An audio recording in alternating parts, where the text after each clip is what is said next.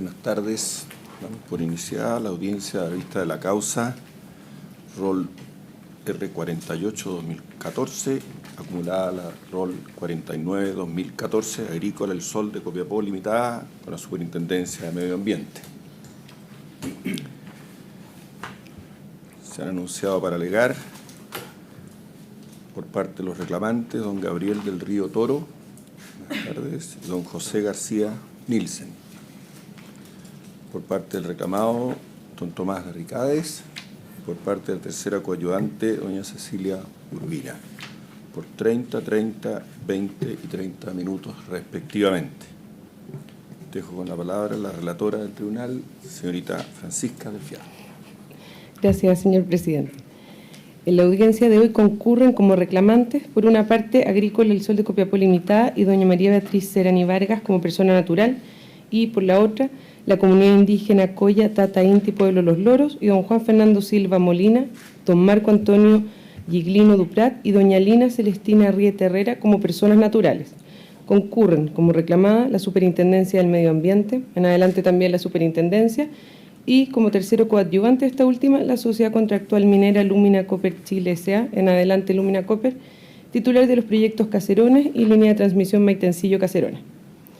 Las presentes reclamaciones fueron presentadas ante este tribunal con fecha 10 de octubre de 2014, siendo admitidas a tramitación con fecha 16 del mismo mes, asignándoseles los roles R número 48 y número 49 de 2014 respectivamente, disponiéndose conforme al mérito del proceso su acumulación a la primera de ellas como consta en certificado de 28 de octubre del mismo año. Lo impugnado son las resoluciones exentas número 1223 y 1224 de la División de Sanción y Cumplimiento de la Superintendencia del Medio Ambiente, ambas de 23 de septiembre de 2014, en adelante las resoluciones 1223 y 1224, las cuales se pronunciaron sobre las denuncias efectuadas por los reclamantes de autos con fecha 2 de julio y 20 de agosto de 2014 respectivamente, en relación a los proyectos de la empresa Lumina Copper antes señalados, resolviendo, por una parte, concederles la calidad de interesados en procedimiento administrativo sancionatorio y, por otra, respecto a las demás peticiones contenidas en dichas presentaciones, rechazar, de acuerdo a un criterio de oportunidad y urgencia, la solicitud de adopción de medidas del artículo 48 de la Ley Orgánica de la Superintendencia y, en segundo lugar, derivar los antecedentes entregados por los denunciantes a la jefa de la División de Sanción y Cumplimiento para que determinara el inicio de una investigación por parte de la Superintendencia por no guardar relación directa con los hechos imputados a Lumina Copper en el procedimiento sancionatorio en curso. Los reclamantes, por su parte, estiman, de conformidad al artículo 56 de la Ley Orgánica de la Superintendencia, en relación al artículo 17, número 3 de la Ley 20.600, que dichas resoluciones, esto es la 1223 y 1224, adolecen de ilegalidad en cuanto, la primera de ellas, al rechazar en su resuelvo cuarto las medidas provisionales solicitadas, en base a un criterio de oportunidad y urgencia, contravendría el propio artículo 48 de su ley orgánica, así como el artículo 3 letra G del mismo cuerpo legal. Y la segunda, es decir, la 1224, porque la decisión contenida en su resuelvo quinto consistente en derivar los antecedentes a la jefa de la División de Sanción y Cumplimiento por no guardar relación directa con el procedimiento en curso, así como la decisión de rechazar la solicitud de medidas provisionales contenidas en su resuelvo sexto por no haber nuevos antecedentes que fundamenten su adopción en base a un criterio de oportunidad y urgencia, constituirían, según sostienen los reclamantes, pronunciamientos sesgados e insuficientes en base a fundamentos errados e infundados, contraviniendo el principio de no formalización contenido en el artículo 13 de la Ley 19.880, en relación al artículo 62 de la Ley Orgánica de la Superintendencia y el principio de economía procedimental, permitiendo negligentemente que el proyecto continúe afectando irremediablemente los componentes del medio ambiente constituidos especialmente por la calidad de los recursos hídricos y la flora. Por último, los reclamantes solicitan en términos generales que se acoja su reclamo de ilegalidad y que, en lo que respecta a la resolución 1223, sea anulada parcialmente en relación a su resuelvo cuarto, ordenando a la Superintendencia disponer que se modifique la actuación impugnada de modo que se haga lugar a las medidas provisionales solicitadas, y en lo que respecta a la resolución 1224, que sea anulada en sus resuelvos quinto y sexto, dejándolos sin efecto y disponiendo que se declare al lugar a la corrección del procedimiento sancionatorio, así como a la ejecución de las medidas provisionales solicitadas. A continuación, ilustre tribunal, primero me referiré sucintamente a los antecedentes en torno a estas reclamaciones, para posteriormente enunciar brevemente los principales argumentos de las partes. El 5 de noviembre de 2013, la Superintendencia formuló cargos mediante el oficio ordinario número 870 en contra de Lumina Copper por diversas infracciones derivadas de eventuales incumplimientos en las RCA de sus proyectos Caserones, el que fue calificado favorablemente mediante resolución exenta número 13 de 2010, línea de transmisión Maitencillo Caserones, calificado también favorablemente mediante resolución exenta número 151 de 2011, y modificación de línea de transmisión Maitencillo Caserones, variante Maitencillo Norte, calificado favorablemente mediante resolución exenta número 17 de 2012. Posteriormente, con fecha 8 del mismo mes, es decir, 8 de noviembre de 2013, Lumina Copper ingresó al sistema de evaluación de impacto ambiental 2 nuevas declaraciones de impacto ambiental. Una de ellas, la regularización de torres, línea de transmisión eléctrica Maitencillo Caserones, y la segunda, actualización Mina Caserones, las que fueron aprobadas respectivamente mediante las resoluciones exentas número 48 de 26 de febrero de 2014 y número 57 también de 7 de marzo de 2014. Mediante escrito de 6 de marzo del mismo año, Lumina Copper acompañó el expediente del procedimiento sancionatorio llevado a cabo por parte de la Superintendencia, el escrito en que solicita tener presente la obtención de dicha RCA número 48, lo que es resuelto por la Superintendencia mediante ordinario número 311 de 12 de marzo de 2014, que tuvo presente lo anterior y por acompañados los antecedentes aportados, siguiendo adelante con las diligencias probatorias del procedimiento. Luego, con fecha 2 de julio de 2014 y 20 de agosto del mismo año respectivamente, Agrícola del Sol Copiapó, don Manuel José Gandaría Infante y doña María Beatriz Serani Vargas por una parte, y por la otra la comunidad indígena Coya, Tata, Inti, Pueblo Los Loros, más las 3 personas naturales que ya fueron individualizadas al comienzo de esta relación, presentaron similares denuncias ante la Superintendencia, solicitando en lo principal hacerse parte del procedimiento sancionatorio que se estaba llevando a cabo y, junto con aportar diversos antecedentes y solicitar la realización de determinadas diligencias probatorias, solicitaron además la corrección del procedimiento administrativo sancionatorio y la recalificación de las infracciones imputadas mediante el ordinario número 870 que formuló cargos a Lumina Copper, así como la adopción de medidas urgentes y transitorias. En respuesta a las referidas denuncias, es que con fecha 23 de septiembre de 2014 la Superintendencia dictó las reclamadas resoluciones 1223 y 1224, en virtud de las cuales rechaza ambas solicitudes de medidas provisionales. En lo que respecta a la recalificación de sanciones, indica que los denunciantes deberán estar a lo que se resolverá en su oportunidad. Y finalmente, en cuanto a la corrección del procedimiento por existir un posible fraccionamiento por parte de Lumina Copper, deriva la denuncia a la jefa de la División de Sanción y Cumplimiento para que determine el inicio de una investigación por parte de la Superintendencia. Siendo finalmente dichas resoluciones precisamente el objeto de las reclamaciones de autos ingresadas bajo los roles número 48 en el caso de la resolución 1223, en la cual se impugna esta resolución solo lo que respecta al rechazo a las medidas provisionales, y con el rol R49 en el caso de la resolución 1224, en la que se reclama tanto el rechazo de las medidas provisionales como la derivación de la denuncia de fraccionamiento. Cabe agregar que en las citadas reclamaciones se solicitó decretar medidas cautelares, lo que fue rechazado por ahora conforme al mérito de los antecedentes por este ilustre tribunal. Dicho lo anterior, ilustre tribunal, pasaré a anunciar sucintamente las principales alegaciones de las partes. En relación a los argumentos de los reclamantes, en primer lugar, en lo que respecta al rechazo de las medidas provisionales, por parte de la Superintendencia, alegación que es común, ¿cierto?, a ambos reclamantes, tanto de la R48 como de la R49, la ilegalidad esgrimida se funda principalmente en 2 argumentos que se resumen a continuación. Por una parte, los reclamantes impugnan la decisión de la Superintendencia de considerar que la especie no se cumplirían los presupuestos de urgencia y oportunidad, ni se aportarían nuevos antecedentes, pues existirían, en su opinión, evidentes e incontrarrestables referencias de que en la actualidad Lumina Copper ha iniciado su fase de operación sin haber dado cumplimiento a una serie de condiciones y obligaciones impuestas por la RCA número 13 de 2010, destinadas precisamente a preservar la calidad y disponibilidad del recurso hídrico en la cuenca del río Copiapó. Y tales infracciones probarían, como según sostienen los reclamantes, que el daño ambiental no solo es inminente, sino que se encontraría actualmente latente tanto en la zona de emplazamiento del proyecto como en las áreas colindantes. Por otra parte, sostienen que la denegación por parte de la Superintendencia respecto de las medidas provisionales ha sido infundada y arbitraria, toda vez que al analizar uno a uno el cumplimiento de los requisitos exigidos por el legislador para la procedencia de dichas medidas, contenidas precisamente en el artículo 48 de su ley orgánica, se verificarían todos los supuestos fácticos que además habrían sido recogidos en el propio informe de fiscalización de la Superintendencia, así como en el oficio ordinario número 870 antes citado, en el que se le formularon los cargos a Lumina Copper, estableciendo diversos incumplimientos. Circunstancias que, según el propio memorándum número 164 de la Superintendencia, se mantendrían a la fecha en relación a los niveles de contaminación de las aguas. En segundo lugar, respecto a la derivación de la denuncia de fraccionamiento del proyecto y a la solicitud de corrección de vicios del procedimiento administrativo sancionador, alegación que es esgrimida únicamente por los reclamantes comunidad indígena y otros en la R49, se estima ilegal la resolución 1224 de la Superintendencia en este aspecto por los argumentos que pueden resumirse como sigue.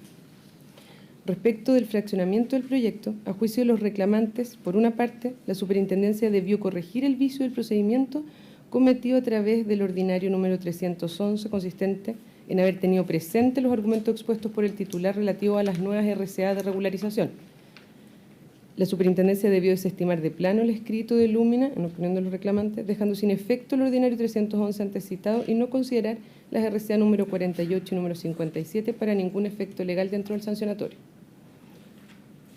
Por otra parte, la relación entre los cargos del procedimiento sancionatorio y el fraccionamiento de proyectos denunciados, según sostienen los reclamantes, sería íntimo, directo y esencial, pues mediante el segundo se busca la ilegalidad de la regularización del trazado de las torres, la que fue realizada fuera del proceso sancionatorio y que provoca de algún modo el decaimiento de una infracción debidamente establecida y acreditada en los cargos.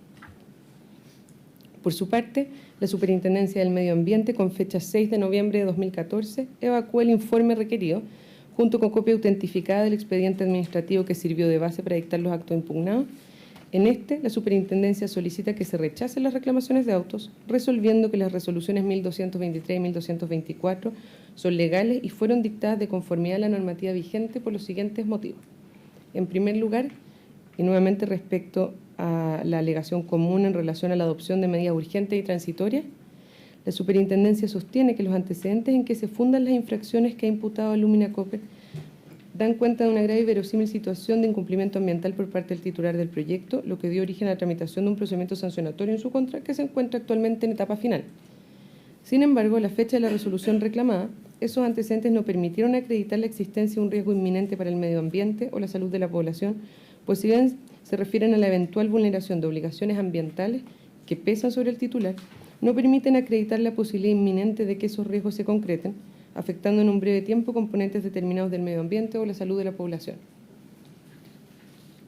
Sobre este mismo punto, señala además la Superintendencia que la decisión de no adoptar las medidas es coherente además con la jurisprudencia reiterada que ha desarrollado este tribunal, ya que, en palabras de la Superintendencia, se ha descartado la presencia de un riesgo inminente para efectos del artículo 48 de la Ley Orgánica de la Superintendencia, cuando éste se pretende deducir de la sola infracción formal que ha sido imputada.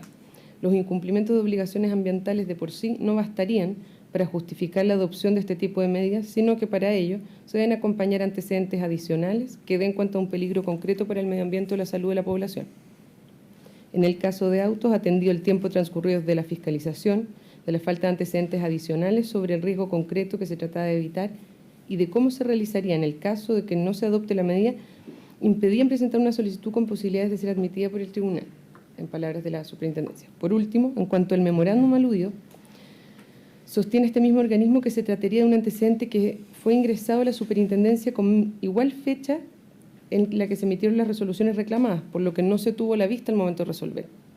Pero que aunque hubiese estado disponible en ese momento, tampoco habría bastado para cambiar su opinión en relación a la inminencia del riesgo, ya que si bien en ese documento se reconoce que hay excedencias en los indicadores de sulfatos, sólidos disueltos y conductividad específica en el componente hídrico, la línea de base del proyecto ya los reconocía, toda vez que se trata de una zona que en general presenta una mala calidad natural de las aguas en relación a tales parámetros comparado con los valores señalados en la norma chilena 1333. En segundo lugar, respecto a la denuncia de fraccionamiento de proyecto y de la solicitud de corrección de vicios del procedimiento administrativo sancionatorio, que es alegada también por los reclamantes de la R49, la Superintendencia sostiene, por una parte, que la forma en que habría quedado consumada una eventual infracción consistente en el fraccionamiento de proyectos, de ser efectiva, es precisamente a través del ingreso inadecuado de un proyecto al sistema de evaluación de impacto ambiental, lo que no puede ocurrir antes de presentada una DIA. Es perfectamente posible que se califique favorablemente una DIA y que, con posterioridad a ello, se reúnan elementos de juicio suficientes para iniciar un procedimiento sancionatorio por fraccionamiento, que, determinara una resolución condenatoria, permitiría a la Superintendencia ejercer la facultad de la letra K del artículo 3 de su ley orgánica. Por lo mismo, la resolución reclamada se ajustó estrictamente a la legalidad vigente, según esgrime la Superintendencia, al resolver que los antecedentes expuestos por el reclamante se derivaran a la Jefatura de la División de Sanción y Cumplimiento para determinar el inicio o no de una investigación por parte de la misma. Cabe hacer presente, ilustre tribunal, como consideraciones finales, que con fecha 19 de diciembre de 2014, la sociedad contractual minera Lumina Copper se hizo parte en esta causa como tercero coadyuvante de la Superintendencia y concurre a la presente vista de la causa representada por la abogada Cecilia Urbina Benavides. Para cerrar, resta informar que el tercero recién señalado, en escrito de fecha 19 de febrero del presente, ha hecho presente las siguientes consideraciones que pueden resumirse como sigue. Por una parte, se ha referido a la falta de personería de don Andrés Gandarilla Serani y de don Manuel José Gandarilla Serani para actuar en representación de Agrícola El Sol de Copiapó Limitada. Por otra, han esgrimido la falta de legitimación activa de los reclamantes. Luego, como consideraciones comunes respecto a ambas reclamaciones, han señalado que la presunta contaminación que los reclamantes pretenden imputarle a Lumina Copper no se ha generado por el desarrollo de su actividad y que, de todos modos, habría una falta de proporcionalidad entre un incumplimiento normativo de parámetros y las medidas que la ley orgánica de la Superintendencia contempla en los casos del artículo 48. Por último, como consideraciones particulares referentes únicamente a la reclamación R49, señala que la totalidad de los impactos de ambos proyectos fueron debidamente evaluados y que no concurrirían los supuestos del fraccionamiento por variación del instrumento de evaluación respecto de ellos. Es todo cuanto puedo relatar, ilustre tribunal. Muchas gracias.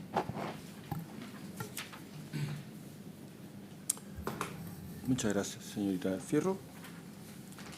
A continuación, se usa la palabra en representación de Agrícola El Sol de Copiapó Limitada, el abogado Gabriel del Río Toro, por 30 minutos.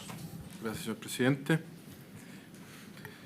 Alego, en representación de Agrícola El Sol de Copiapó y doña María Beatriz Serani Vargas, solicitando se acoja la reclamación y se invalide la resolución reclamada y en consecuencia se dé lugar a las medidas provisionales solicitadas por esta parte.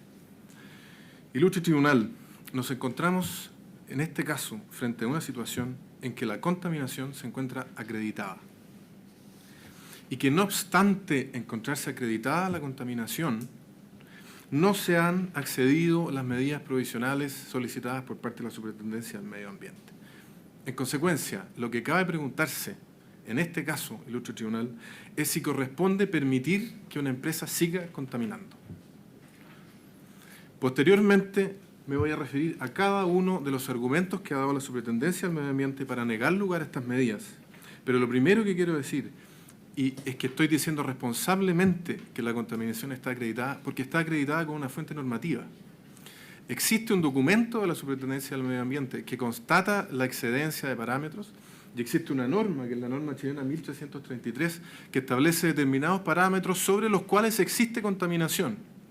Pero no solo la norma dice que sobre esos parámetros existe contaminación, sino que además dice que existe daño, porque habla expresamente de efectos perjudiciales a los cultivos, que es precisamente lo que reclama mi representado. De esta manera, ilustre tribunal, para partir, hay que dar cuenta de que este es un proyecto que entra en operación en marzo de 2013, cosa que está reconocida por la propia empresa, y luego se produce un hecho de la mayor relevancia en septiembre de 2013, que es una fiscalización de la Superintendencia del Medio Ambiente. Y en esta fiscalización de la Superintendencia del Medio Ambiente, que dicho sea de paso, y citándola textual, da cuenta de una grave y verosímil situación de incumplimiento ambiental. Son palabras de la Superintendencia del Medio Ambiente, no de esta parte. ¿Qué se establece en septiembre de 2013, ilustre tribunal?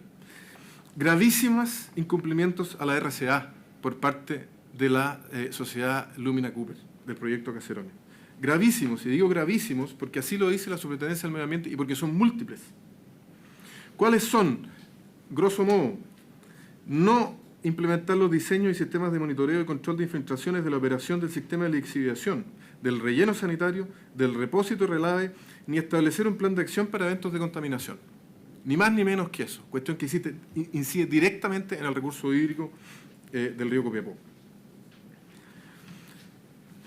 ¿Qué es lo que dice específicamente el informe de la propia SMA? Los incumplimientos son los siguientes, ilustre tribunal, que dan lugar a esta grave y verosímil situación, en palabras de la propia SMA. No se implementó un sistema de monitoreo de las aguas provenientes de subdrenes bajo el depósito de lixiviación, lo que no permite el manejo diferenciado de las aguas. 2. No se cuenta con la infraestructura requerida para el manejo diferencial de las aguas. 3. La operación del sistema de lixiviación se ha hecho sin contar con la validación de los diseños y sistemas de monitoreo y control de infiltraciones por la autoridad competente. 4. La operación del relleno sanitario se ha hecho sin contar con la validación de los diseños y sistemas de monitoreo por la autoridad competente.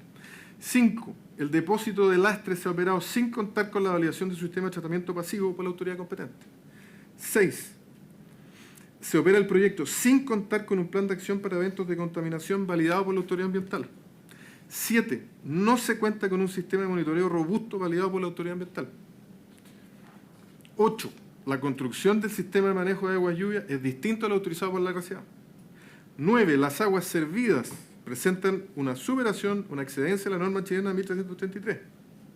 Esto forma parte incluso de los cargos formulados por la Superintendencia de Medio Ambiente a la empresa minera. 10. El titular del proyecto no ha asegurado en un 100% la no concurrencia de un evento de contaminación. Esto, ilustre tribunal, está dicho por la Superintendencia del Medio Ambiente en el mes de septiembre del 2013. ¿Qué dice entonces, en este contexto de incumplimiento de una empresa incumplidora, qué dice la Superintendencia del Medio Ambiente cuando uno le pide cuenta de su actuación y le dice, bueno, si esto es así, decrete la suspensión del proyecto y decrete las medidas provisionales?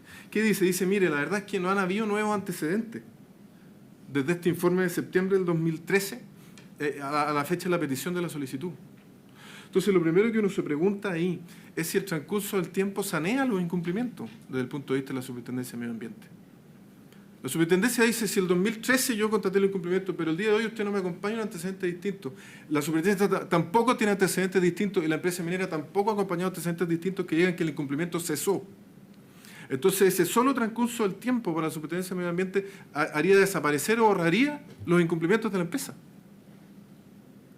A nosotros nos parece que eso es a lo menos mirar exactamente al revés las atribuciones de dicho organismo.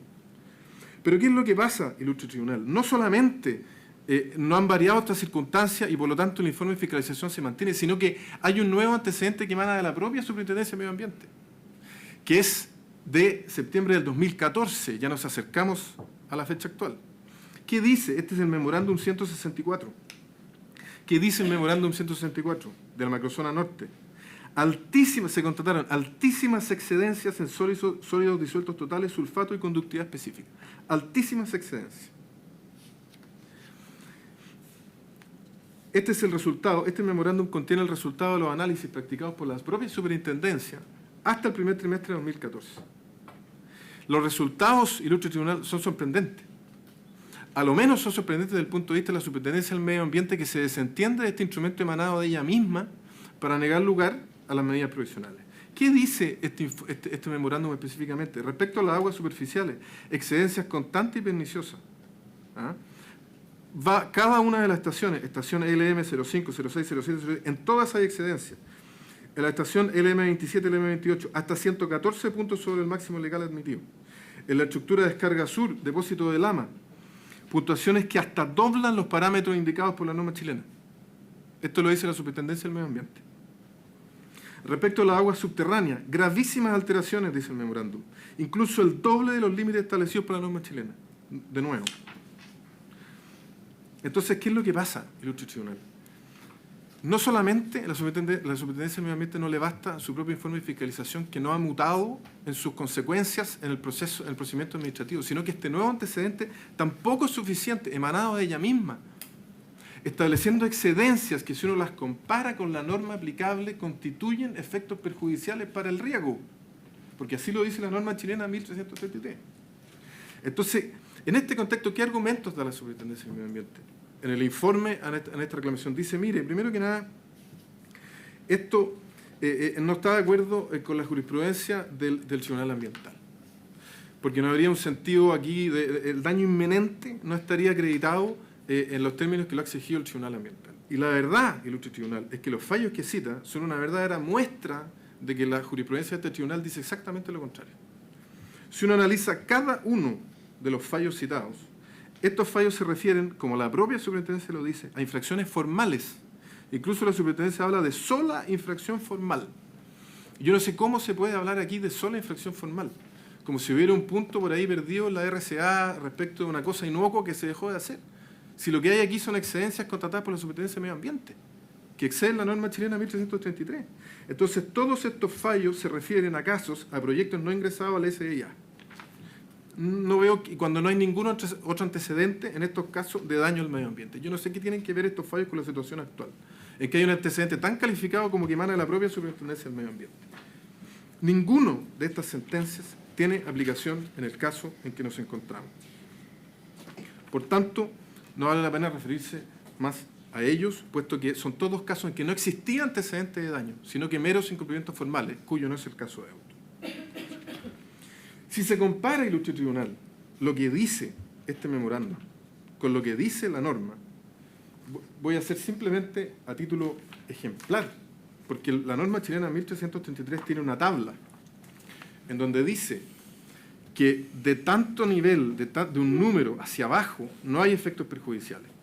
De un cierto número hacia arriba, en el caso de la conductividad específica y los sólidos disueltos totales, que son las excedencias contratadas por la Superintendencia del Medio Ambiente, de 750 en el caso de conductividad específica hacia arriba, existen efectos perjudiciales en cultivos sensibles, como es específicamente la uva de mesa, que es lo que cultivan mis representados. Sobre 1500 existen efectos perjudiciales para todos los cultivos. ¿Y qué es lo que constata el memorándum de la propia Superintendencia de Medio Ambiente? En conductividad específica, recordemos que el máximo son 750. Río Vizcacha de Pulido, entre 1000 y 1650. Río Pulido, agua de abajo, la confluencia con el río Ramadillas, sobre 750. Río Pulido, aguas abajo del río de Montosa, sobre 750. Interceptor B, depósito de Lama, sobre los 1200. Interceptor B, depósito de Lama, sobre los 1200. Descarga sur, interceptores, depósito de Lama, sobre los 1400.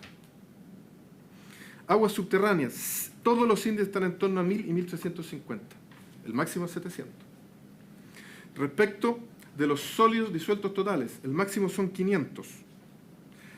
Prácticamente todos los índices informados por Lumina se encumbran sobre los 500 mgl, de acuerdo al propio memorándum de la Superintendencia de Medio Ambiente. Aguas subterráneas Pozo 3, sobre los 1000 mgl. Entonces, ilustre tribunal, yo no veo cómo la superintendencia podría negar una cosa como esta, si esto basta de contrastar la norma con las mediciones de la propia Superintendencia del Medio Ambiente. Entonces, ahí viene el segundo argumento de la Superintendencia del Medio Ambiente, que es decir, mire, lo que pasa es que aquí había una línea de base en el proyecto que ya contenía ciertas excedencias por la calidad presente con anterioridad del proyecto en el río. Este segundo argumento, y último, porque no ofrece más argumentos la superintendencia, es igual de sorprendente que el anterior y no deja de llamar la atención si se atiende a una pura cosa. La RCA, que es lo que vincula a la empresa y que es lo que vincula a la Superintendencia del Medio Ambiente, establece como máximos obligatorios y a respetar por la empresa minera la norma chilena 1333.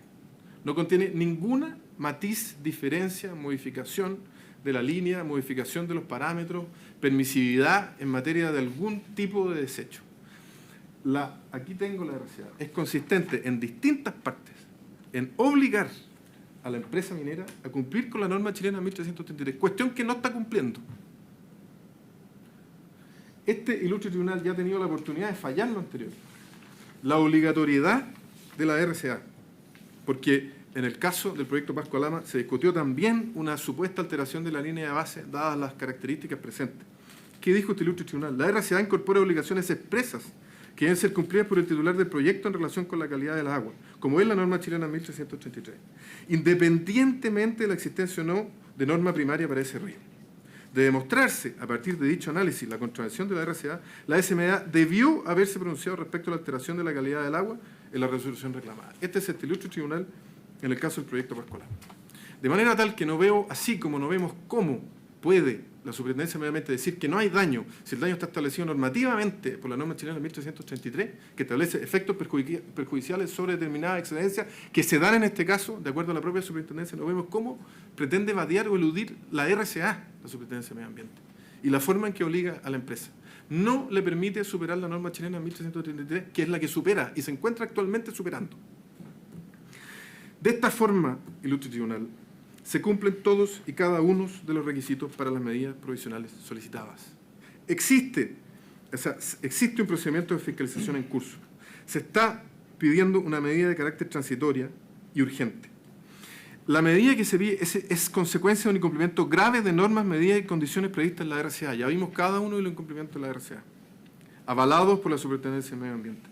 El daño inminente no solamente es inminente, sino que se está produciendo. Y existe una norma que califica ese daño.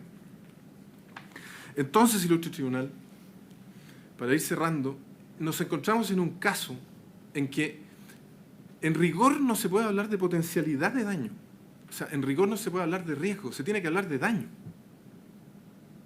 O sea, si lo que hay son excedencias que normativamente constituyen daño. Y la línea de base no es argumento porque está la RCA, y la inminencia y el criterio de este ilustre tribunal tampoco es aplicable a lo que dice la Superintendencia de Medio Ambiente. Entonces, ¿qué pasa? Citando a la excelentísima Corte Suprema en el caso del Mauro, el caso más reciente que he encontrado sobre esta materia, la excelentísima Corte Suprema distingue incluso entre la cautela y la prevención. La prevención es cuando existe un daño conocido. Todo esto dentro del principio de precaución. La prevención es cuando existe un daño que se conoce. La cautela, en cambio, no necesariamente existe un daño que se conoce, sino que existe una potencialidad de daño con la cautela. Ejemplo de la consagración de la cautela en nuestro sistema legal, según la excelentísima Corte Suprema, es el artículo 48 de la Ley Orgánica de la Superintendencia de Medio Ambiente, precisamente el invocado al pedir estas medidas provisionales. En el caso del tranque El Mauro, ilustre tribunal, aplicando la cautela con un daño que no se había producido, sino que solamente había potencialidad de daño por la estructura que estaba construyendo la empresa, la excelentísima Corte señaló que es su obligación impedir cualquier amenaza de daño medioambiental. Y en este caso, ella está directamente concatenada con la probabilidad de que las faenas cuestionadas originen un riesgo efectivo en el lugar. Y de conformidad con el principio de cautela, tal contingencia surge desde el minuto en que no cabe excluir, sobre la base de datos objetivos, que dicha actividad afecte de forma apreciable a la comunidad local. O sea, incluso cuando no es que haya un daño, sino que cuando no quepa excluir el daño sobre la base de algún antecedente objetivo, procede a ejercer el principio de cautela y dictar las medidas provisionales que contempla el artículo 48. En este caso, ilustre tribunal, lo que nos encontramos discutiendo en rigor no es un caso de potencialidad ni un caso de amenaza, es un caso de daño. Lo que uno se pregunta es si la Superintendencia de Medio Ambiente pretende calificar ese daño. Esa calificación del daño no está en la ley. Y si no está en la ley, no le corresponde al intérprete. Entonces, lo que está diciendo la Superintendencia de Medio Ambiente es que tiene que haber una especie de clase de daño o de magnitud de daño, no dice cuál. Pero lo que la ley dice es un daño inminente. Y a nosotros nos parece que exceder en los márgenes que yo me he referido, la norma chilena 1333, es un daño grave, aun cuando grave de entidad, severo, todos adjetivos que la ley no contempla, pero que incluso se cumplen. La ley habla de daño inminente, y en este caso existe un daño inminente. Si las medidas provisionales no tienen lugar en este caso, significa que existe un nuevo parámetro, un nuevo baremo, según el cual, pese a que se esté contaminando, se puede seguir contaminando en la medida que esa contaminación no alcance algún umbral que no conocemos. Pero eso no es lo que dice la ley. En este caso se está contaminando y la empresa no puede seguir contaminando. Finalmente, ilustre tribunal, respecto de Lumina, que ha presentado más de 20 documentos con escasa anticipación a esta audiencia, y los cuales no han podido ser revisados con el detalle que corresponde, y que tampoco nos ha sido otorgada una citación para hacernos cargo de esos documentos, Solo diremos, respecto de la alegación de falta, porque alega Lumina un tema con el mandato, de falta de capacidad, pero lo hacen, téngase presente, no ha promovido ningún incidente, ni de falta de capacidad, ni hemos tenido la oportunidad de contestarlo.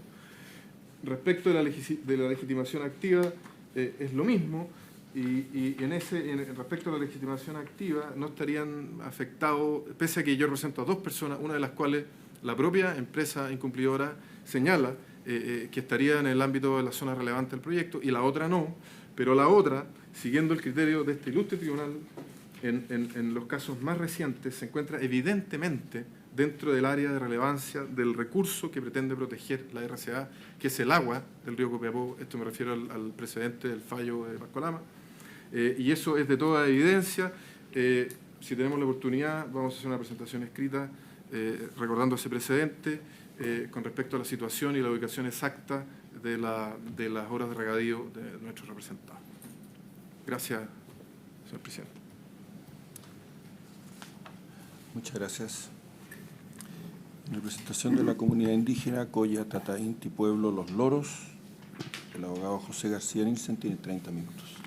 Muchas gracias, presidente. Con la venia de su señor ilustre, vengo efectivamente a alegar en representación de la comunidad Coya Tata Inti, don Juan Fernando Silva Molina, don Marco Antonio Quiglino Duprat y doña Lina Celestina Arrieta Herrera, en auto sobre efectivo recurso de reclamación interpuesto en contra de la resolución exenta 1224, parte resolutiva numeral 1, dictada por la Superintendencia de Medio Ambiente, que en definitiva rechazó las solicitudes realizadas en los apartados número 5 y número 6 de nuestra presentación efectuada y presentada con fecha 20 de agosto del año 2014, en la cual básicamente se solicitaban corregir ciertos vicios del procedimiento detectados hasta esa fecha y suspender efectivamente, transitoriamente, toda la RCA aplicable al proyecto Caserones.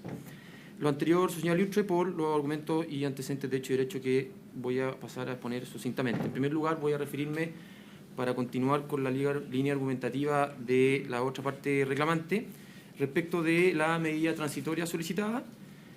Luego voy a proceder a hablar de la denuncia por fraccionamiento de proyecto y el vicio de procedimiento detectado y denunciado, para terminar con haciéndose cargo de algunos puntos levantados por el informe de la Superintendencia de Medio Ambiente y del escrito presentado el 19 de febrero por parte de la minera.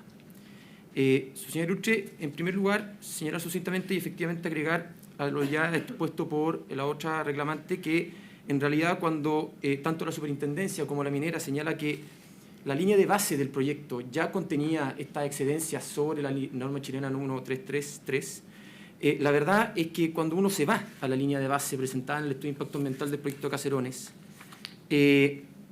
anexo 5.8, lo voy a dejar acá junto a la minuta, la verdad es que los puntos que se presentaron en ese anexo son en su mayoría distintos a los puntos en los cuales se está monitoreando.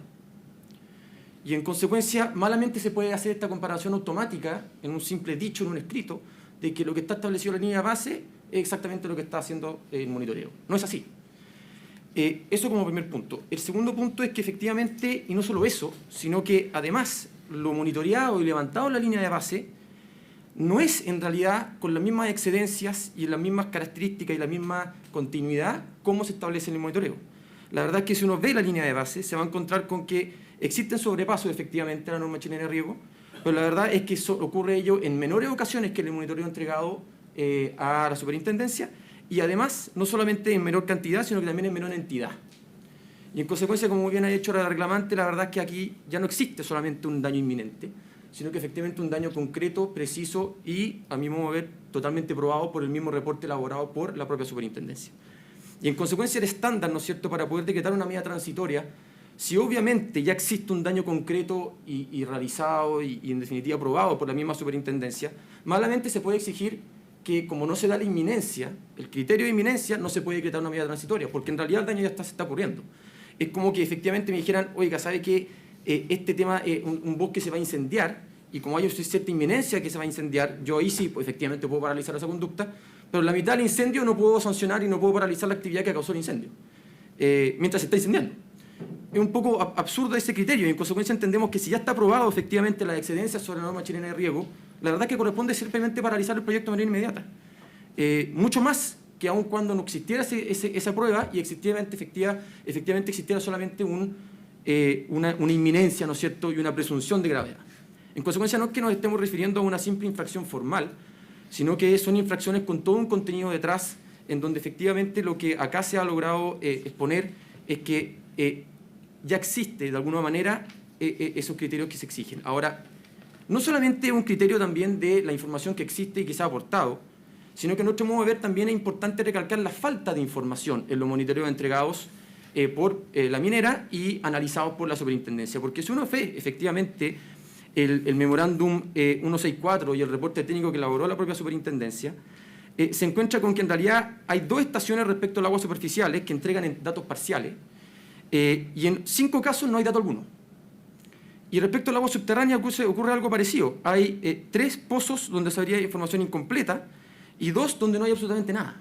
Entonces, ya no es solamente que acá efectivamente existan ciertas incidencias, sino que también hay información que no existe, que no es entregada por la propia minera.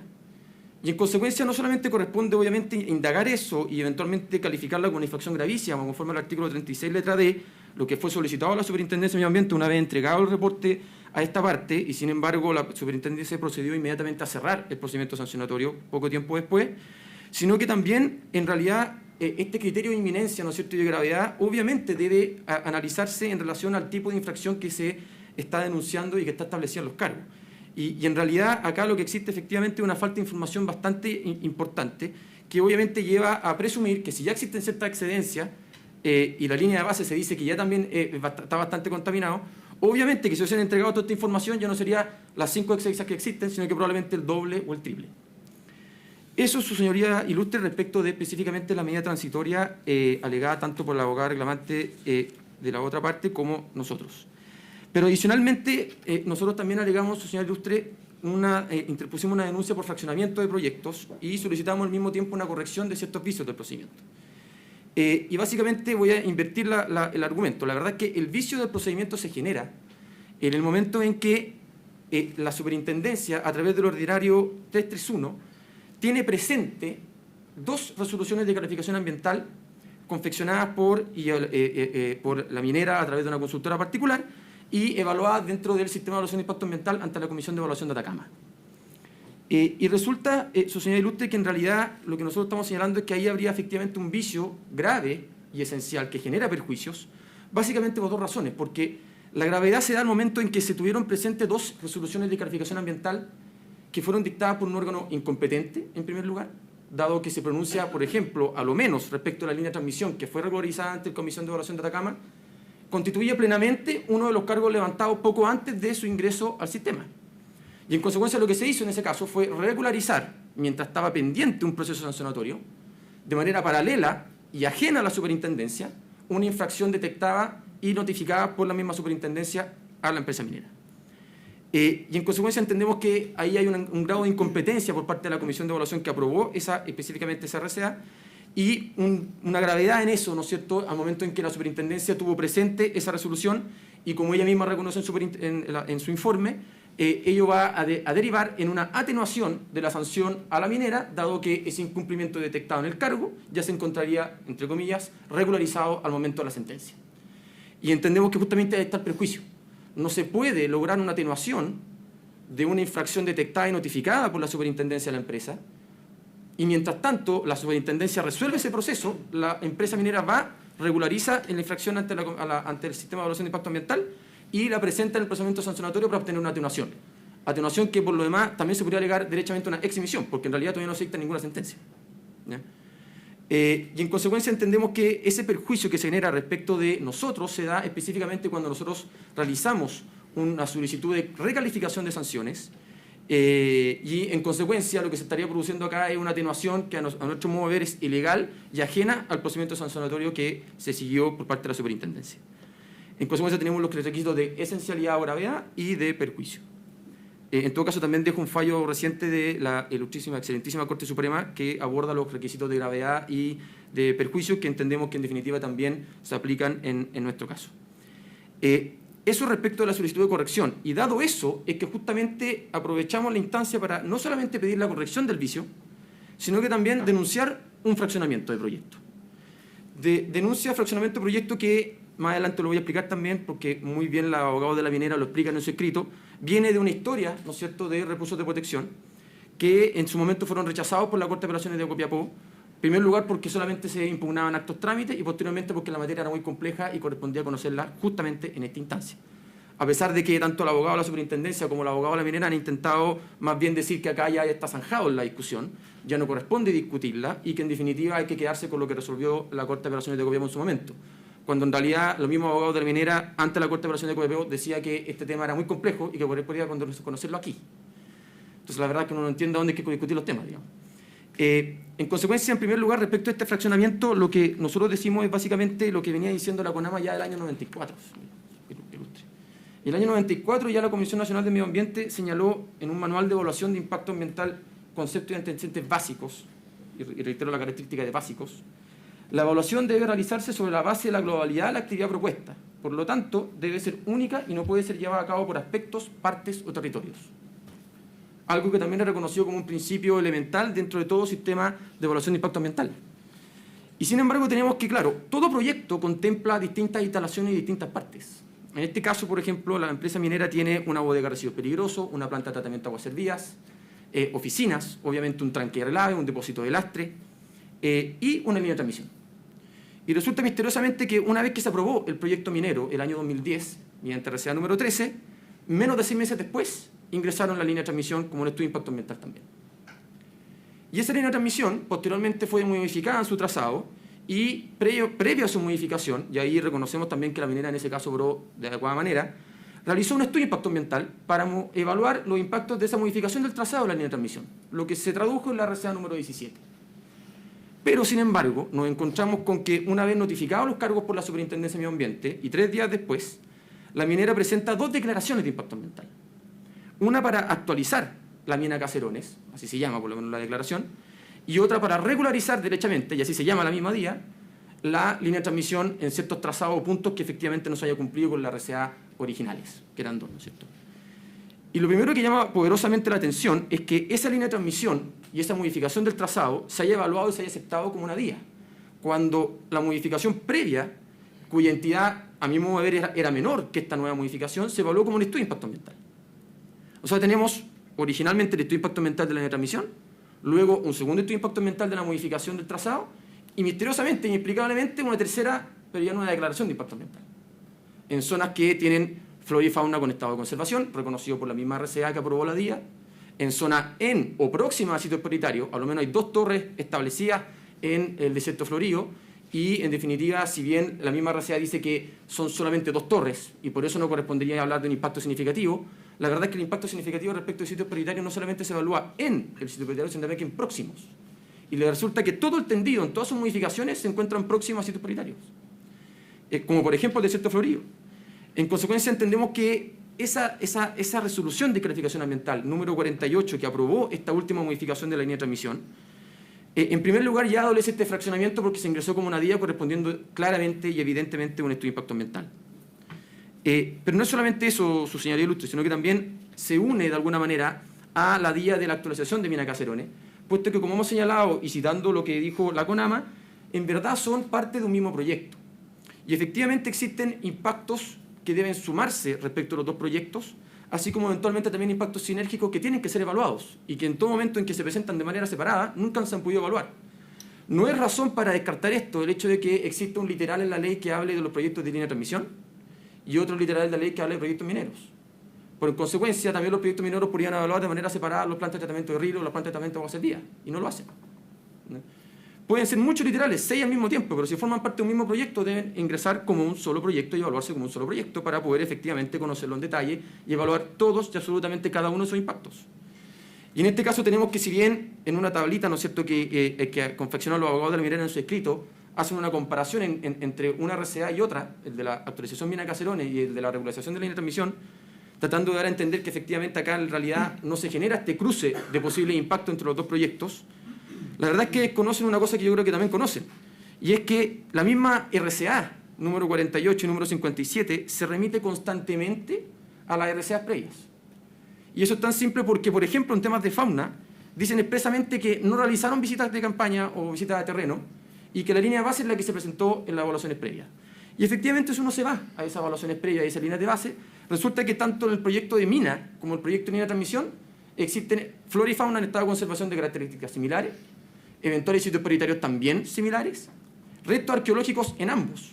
Y eso suena muy misterioso, porque en la resolución que aprobó la Declaración de Impacto Ambiental de Actualización Mina Caserones, se le presentó un informe arqueológico de una visita a terreno de un día, en donde dice que no existieron restos arqueológicos, pero uno se va a la línea de base y se encuentra que toda prácticamente la zona donde se emplazaba el proyecto minero se encontraba con restos arqueológicos.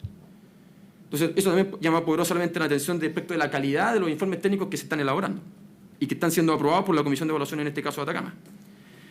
Tanto es así, su señor Ilustre, que en el caso de la línea de transmisión, CONAF señala expresamente que al final ya de la evaluación, ya que también me gustaría citar, señala, si me lo permiten obviamente, ellos señalan expresamente que al final ya de la evaluación de la línea de transmisión, en su ordinario número 37, considerando 1.4, dice que este servicio resalta que al comparar la flora original, registrada en el listado de flora vascular entregado a la línea de base de vegetación, flora y fauna de ley ya del proyecto, a lo señalado en el anexo 11, comparación para cada variante a nivel de flora y vegetación y anexo 7.2, correspondiente a los 8 variantes del proyecto, ambos entregados a la adenda número 1, los registros no coinciden, presentándose las nuevas variantes de especies no observadas en el EIA, como avena barbata, y empieza con una numeración ya como en latín, digamos, que no voy a pronunciar, pero que en realidad lo que da a entender es que, claro, lo que dicen los abogados de la minera es que, pero si el proyecto se aprobó.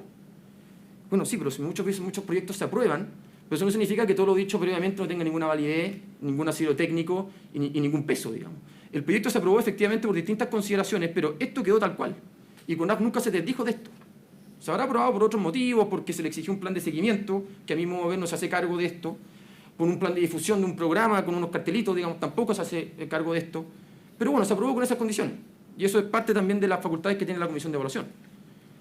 Pero también CONAF está restringido, dado que en un momento exigió que esto se valorara como estudio de impacto ambiental, y sin embargo el Servicio de Evaluación Ambiental lo descartó. Y en consecuencia tenemos que ya no solamente existe, ¿no es cierto, señoría Ilustre, un fraccionamiento de estos dos proyectos, digamos, que deberían sí o sí ingresar de manera conjunta, sino que también, y muy especialmente porque existen deficiencias muy claras en cada una de las declaraciones de impacto ambiental que se evaluaron.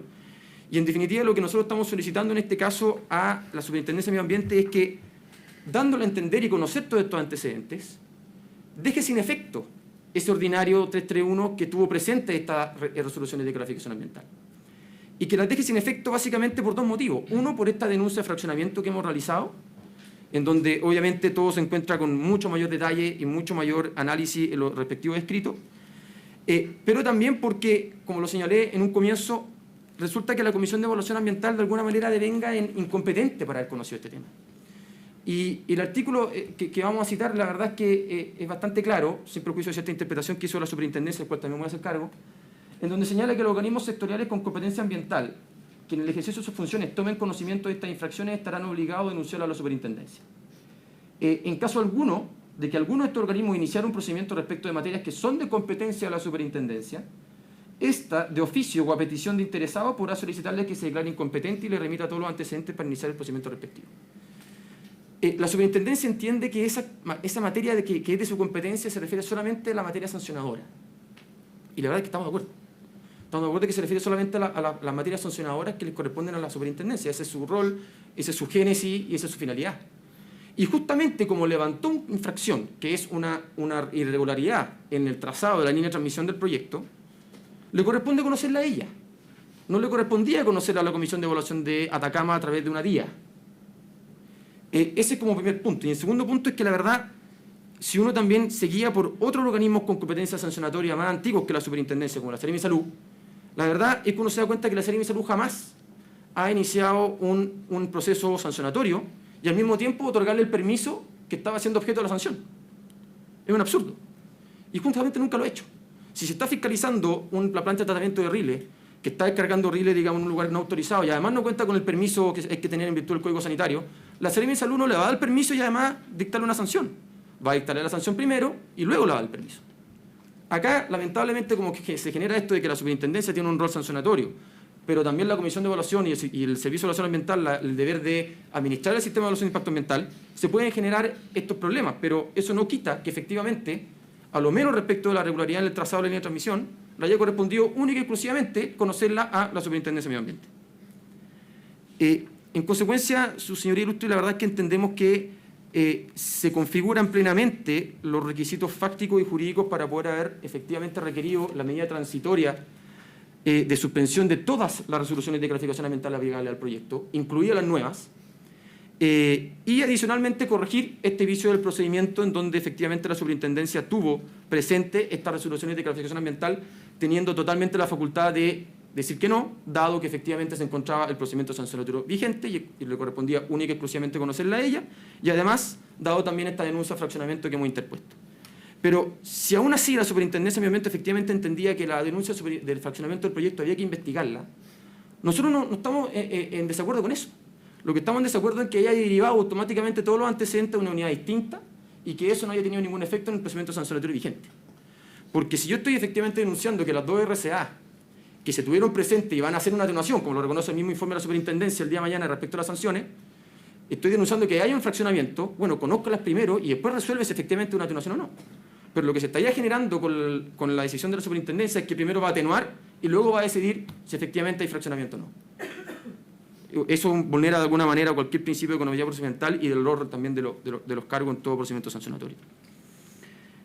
Por último, señor Ilustre, me quisiera hacer cargo efectivamente de algunos elementos levantados por la Superintendencia de Medio Ambiente y la minera.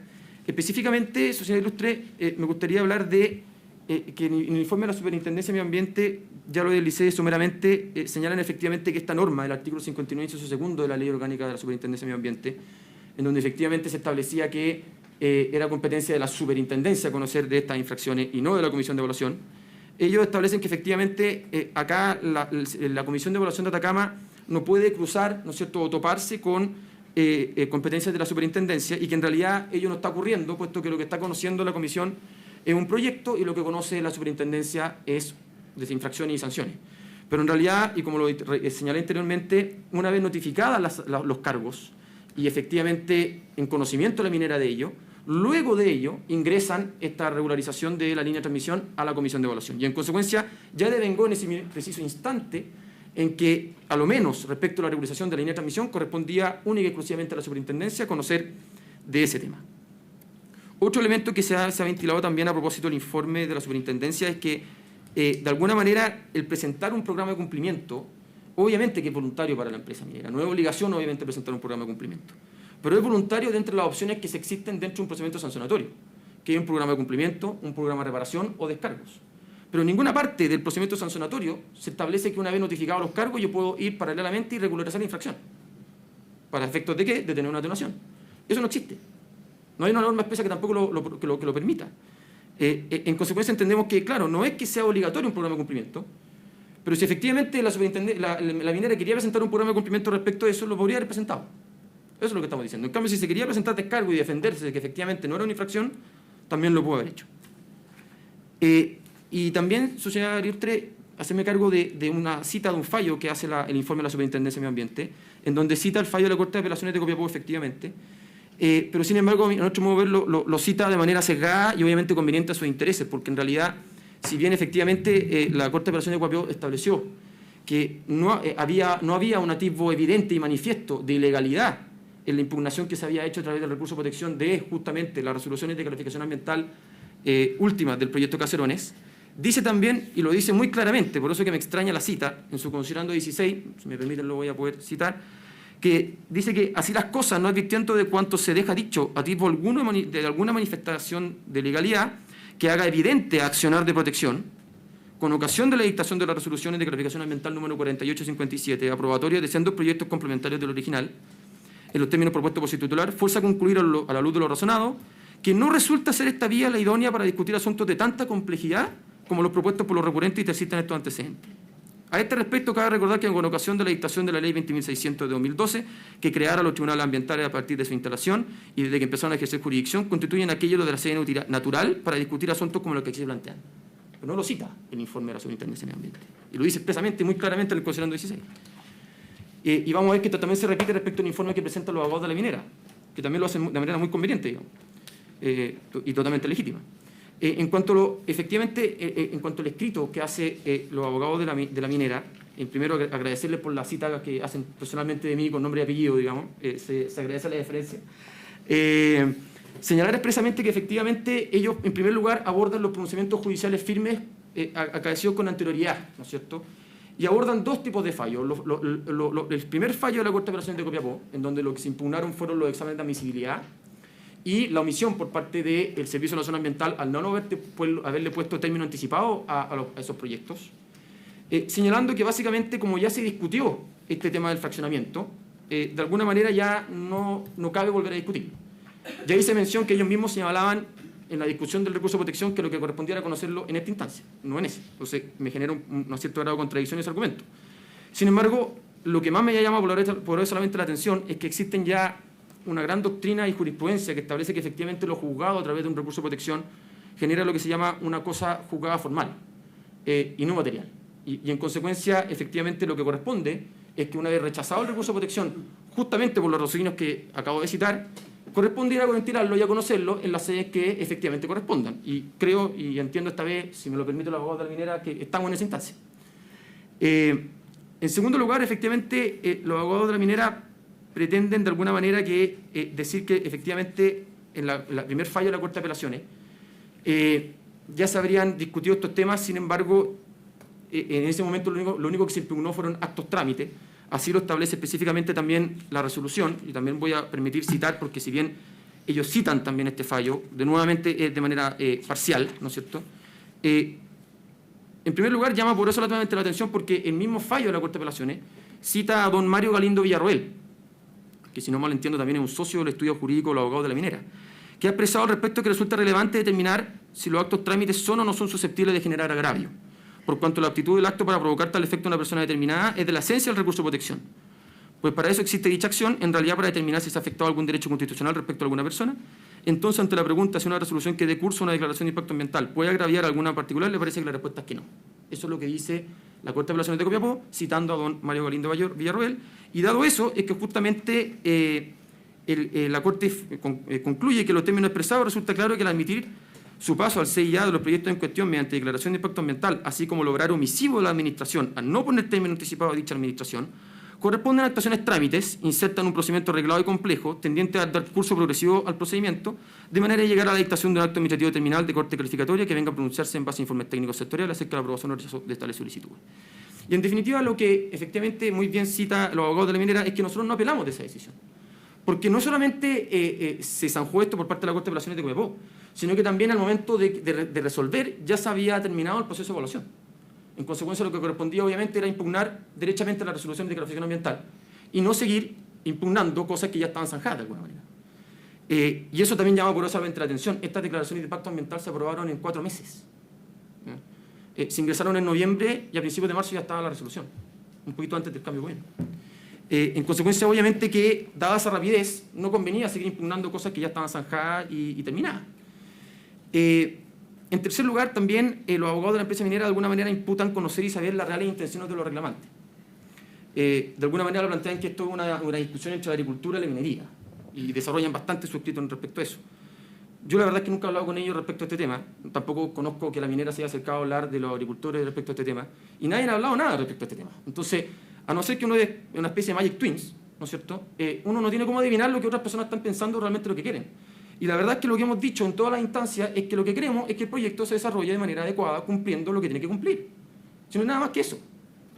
Y lo que entendemos es que acá existe la constante y permanente disposición de buscarle la quinta pata al gato, buscar esa segunda vía, la tercera vía, la cuarta vía, y en definitiva, en vez de reconocer lo que se está pasando y arreglarlo. Es tan simple como eso. Y esa es nuestra intención. Yo la dejo acá, ¿no es cierto?, en estrado, y no hay otra. Y eso es lo que también llama poderosamente la atención, de que de alguna manera existen, digamos, solicitudes u observaciones por parte de la empresa minera, que a mi modo de ver lo único que tienden es a dilatar y buscarle efectivamente una dilación a la discusión de fondo. Alegan la falta de legislación activa, aducción del artículo 18, número 3 de la ley 20.600.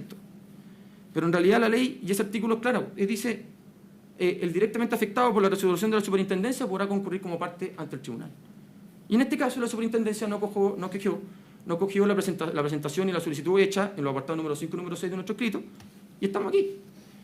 Buscarle más allá y armar todo un aparataje alambicado de argumentación suena un poquito, digamos, innecesario.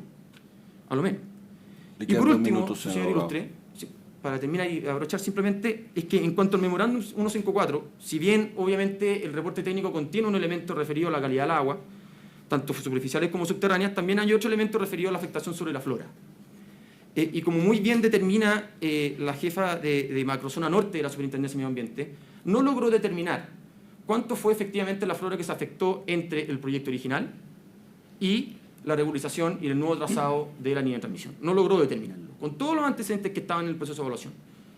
Y la verdad, y lamentablemente, es porque ese antecedente no existe, ¿no? Lo que aduce, digamos, de alguna manera la empresa minera es que el proceso se terminó, se evaluó y se aprobó. Y en consecuencia, el antecedente tiene que estar en alguna parte. Bueno, resulta que la jefa de macrozona norte, haciendo una revisión detallada de todos los antecedentes públicos, no logró encontrar ese detalle, porque no existe.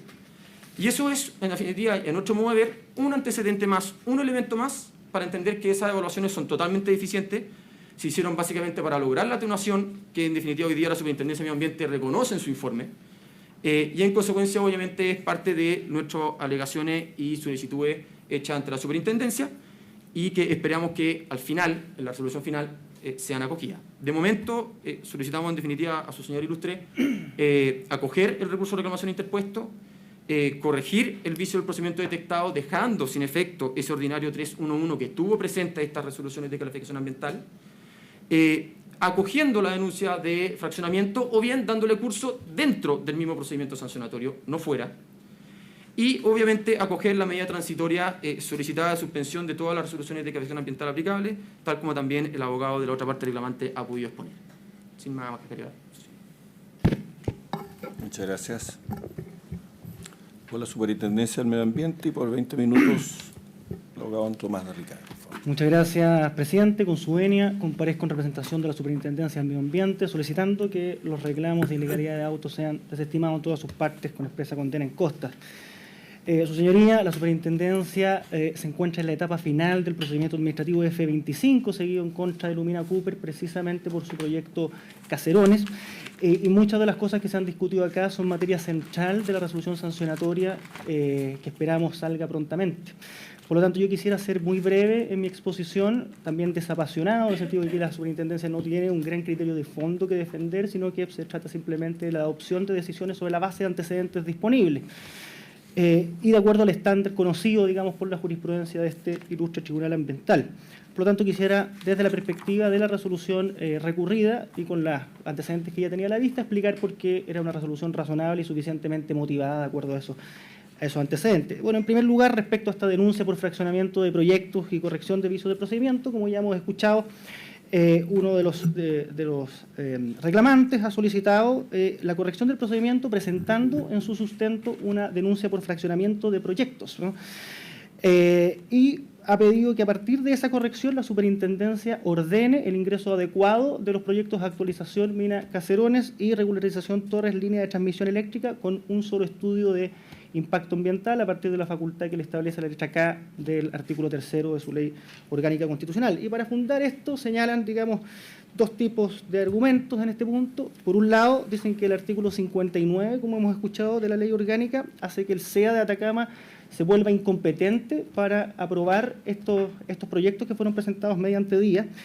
Y asimismo se agrega que el SEA tiene competencias solamente para autorizar proyectos y no para regularlos. No para su regularización. Respecto a lo primero, el artículo 59 de la LOMSMA, la interpretación que ha dado la Superintendencia a partir de su tenor literal, digamos, si su señoría tiene una interpretación distinta y le entrega a esta Superintendencia la facultad de inhibir al SEA a seguir conociendo de proyectos, digamos, bienvenido sea, pero a primera vista es una facultad que no aparece, al menos directamente recogida en el artículo 59, porque el artículo 59 lo que regula es la relación de competencias entre servicios con facultades sancionatorias, lo que no se produce en este caso porque la Superintendencia no tiene facultades para evaluar proyectos y el SEA no tiene facultades para sancionarlos.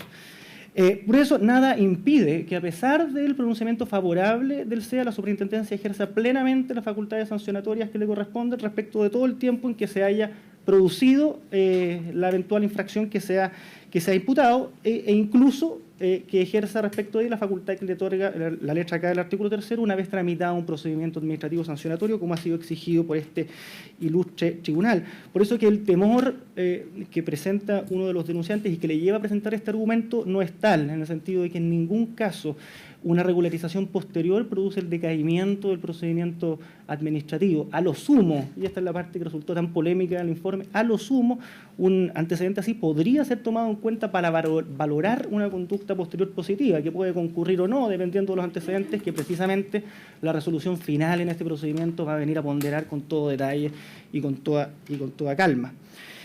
Bueno, y respecto a la tesis planteada sobre los proyectos o actividades del artículo 10 que dejarían de ser tales, digamos, cuando se ha constatado su construcción sin previa autorización, nos parece una tesis interesante, plausible, si no fuera porque contraría, digamos, la práctica jurisprudencial y así como los dictámenes de la Contraloría General de la República, que insistentemente ha dicho que estos tipos de proyectos que están construidos, de todas formas deben evaluarse ambientalmente. Recientemente la Corte Suprema, en el fallo Bocamina, así lo dispuso también, ordenando que una parte entera de un proyecto que ya se encontraba construido ingresara al sistema de evaluación de impacto ambiental vía estudio.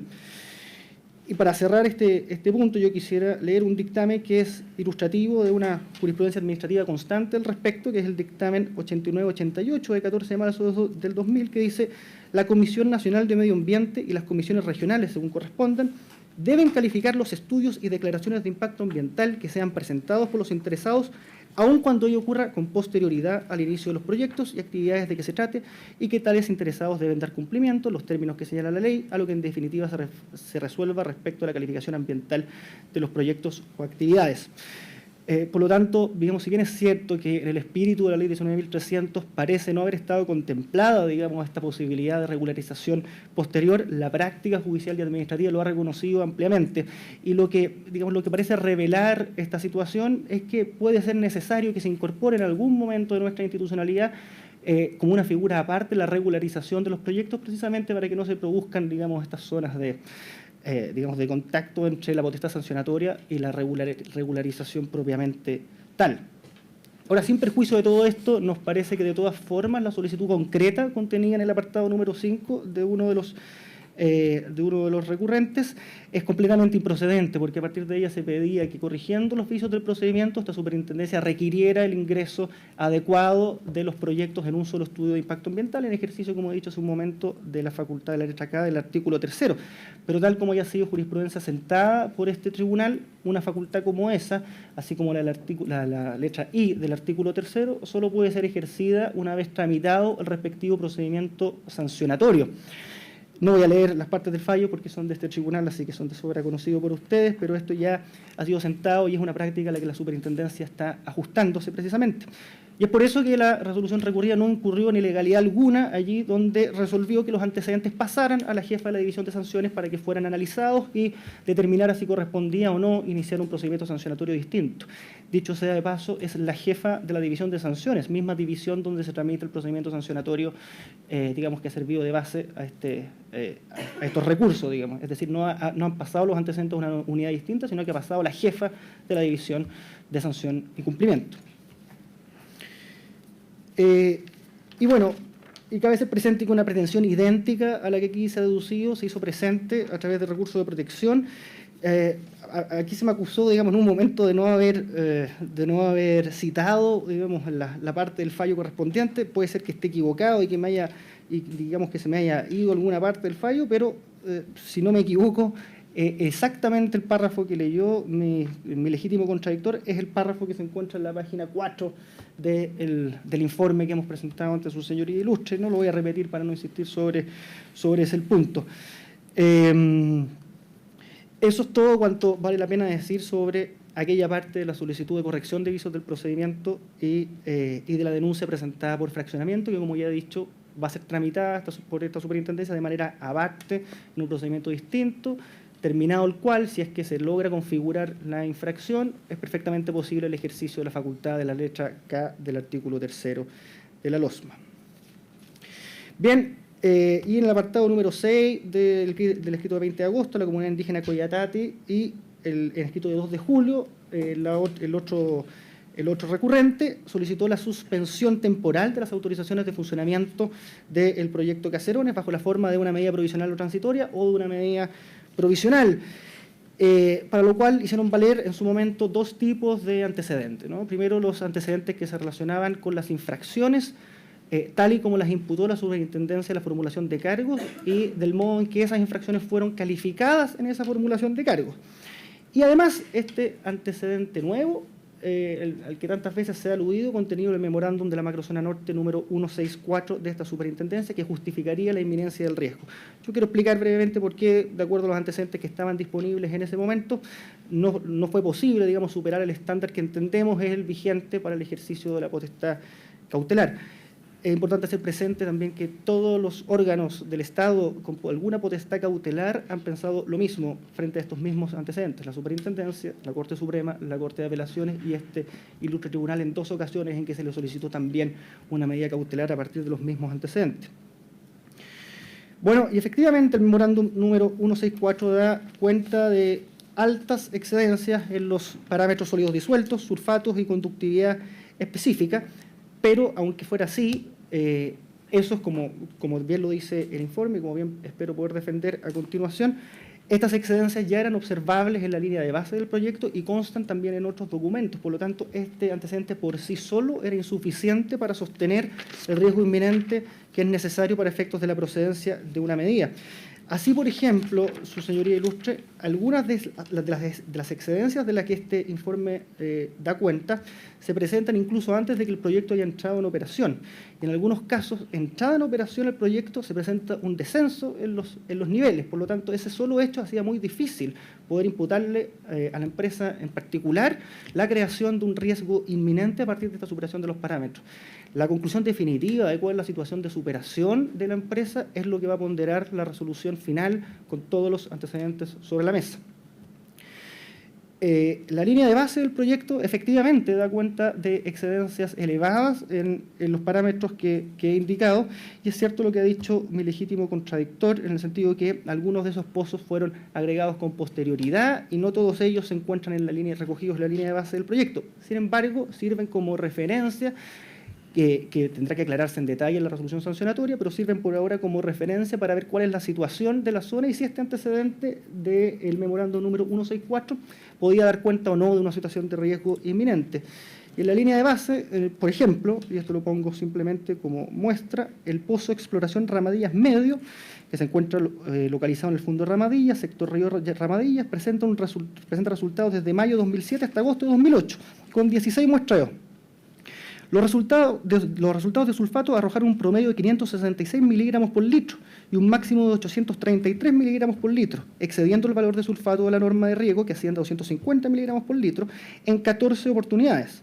Los resultados de los sólidos disueltos totales arrojaron un promedio de 1.798.9 miligramos por litro y un máximo de 2.970 miligramos por litro, excediendo el valor de los sólidos disueltos totales de la norma de riego, que asciende a 500 miligramos por litro, es decir, una excedencia importante, digamos. En cuanto a la conductividad específica, los resultados indicaron un promedio de 2.789 milimos y un máximo de 4.360 milimos, excediendo el valor de conductividad específica de la norma de riego, que asciende a 750 en 14 oportunidades, 14 excedencias respecto de ese pozo.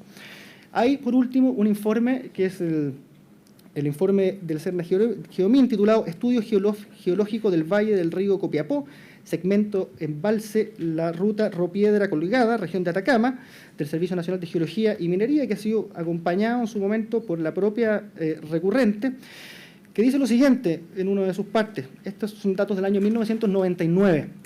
Dice: las aguas subterráneas son predominantemente sulfatada cálcica, de pH ligeramente básico a neutro. En general, y en el sentido de escurrimiento, exhiben un aumento gradual en sus concentraciones de sólidos disueltos. Entre las cabeceras del valle y Nantoco son dulces y relativamente duras a duras. Entre Nantoco y Copiapó, las aguas subterráneas son dulces y salobres. Entre Paipoto y San Pedro son salobres y muy duras. Superan la norma de calidad de agua potable en todo el valle en sólidos disueltos desde Nantoco a San Pedro.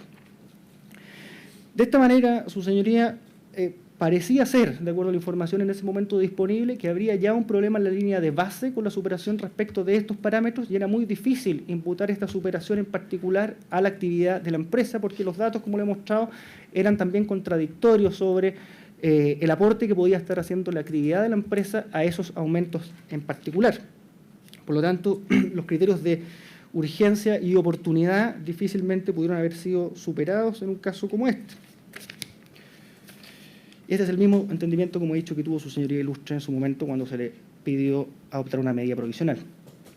Bueno, y sobre sobre la naturaleza de los incumplimientos, esta superintendencia trató en su informe, quizás sin éxito, pero de explicar cómo, de acuerdo a la evolución jurisprudencial que ha tenido en particular este ilustre tribunal, se han ido, afinando los criterios de acuerdo a los cuales procede una medida provisional. Al principio, efectivamente, era discutible si un riesgo abstracto era suficiente para la procedencia de una medida. Los casos Copiulemo y Huilo Huilo parecieron ceder a esa posición y ahí la sola alusión al CIA pareció un argumento suficiente para decretar medidas provisionales bastante invasivas. Sin embargo, con posterioridad uno observa una evolución en la jurisprudencia a partir, sobre todo, del caso Codelco Ventanas, que ya se ha mantenido de manera constante, exigiendo siempre, para cada vez que la superintendencia quiere requerir, a pesar nuestro, nosotros nos encantaría poder pedirlos con muy pocos antecedentes y a nuestro solo juicio, pero se ha exigido probablemente muy bien que acompañemos siempre los antecedentes idóneos que demuestren un riesgo inminente y concreto de afectación a uno o más componentes específicos, es decir, la transición desde riesgos abstractos a riesgos concretos.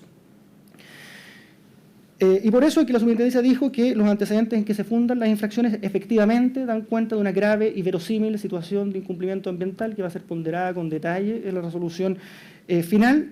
Sin embargo, esos antecedentes no permitían deducir, a juicio de la superintendencia, un riesgo de afectación concreto a uno o más componentes determinados.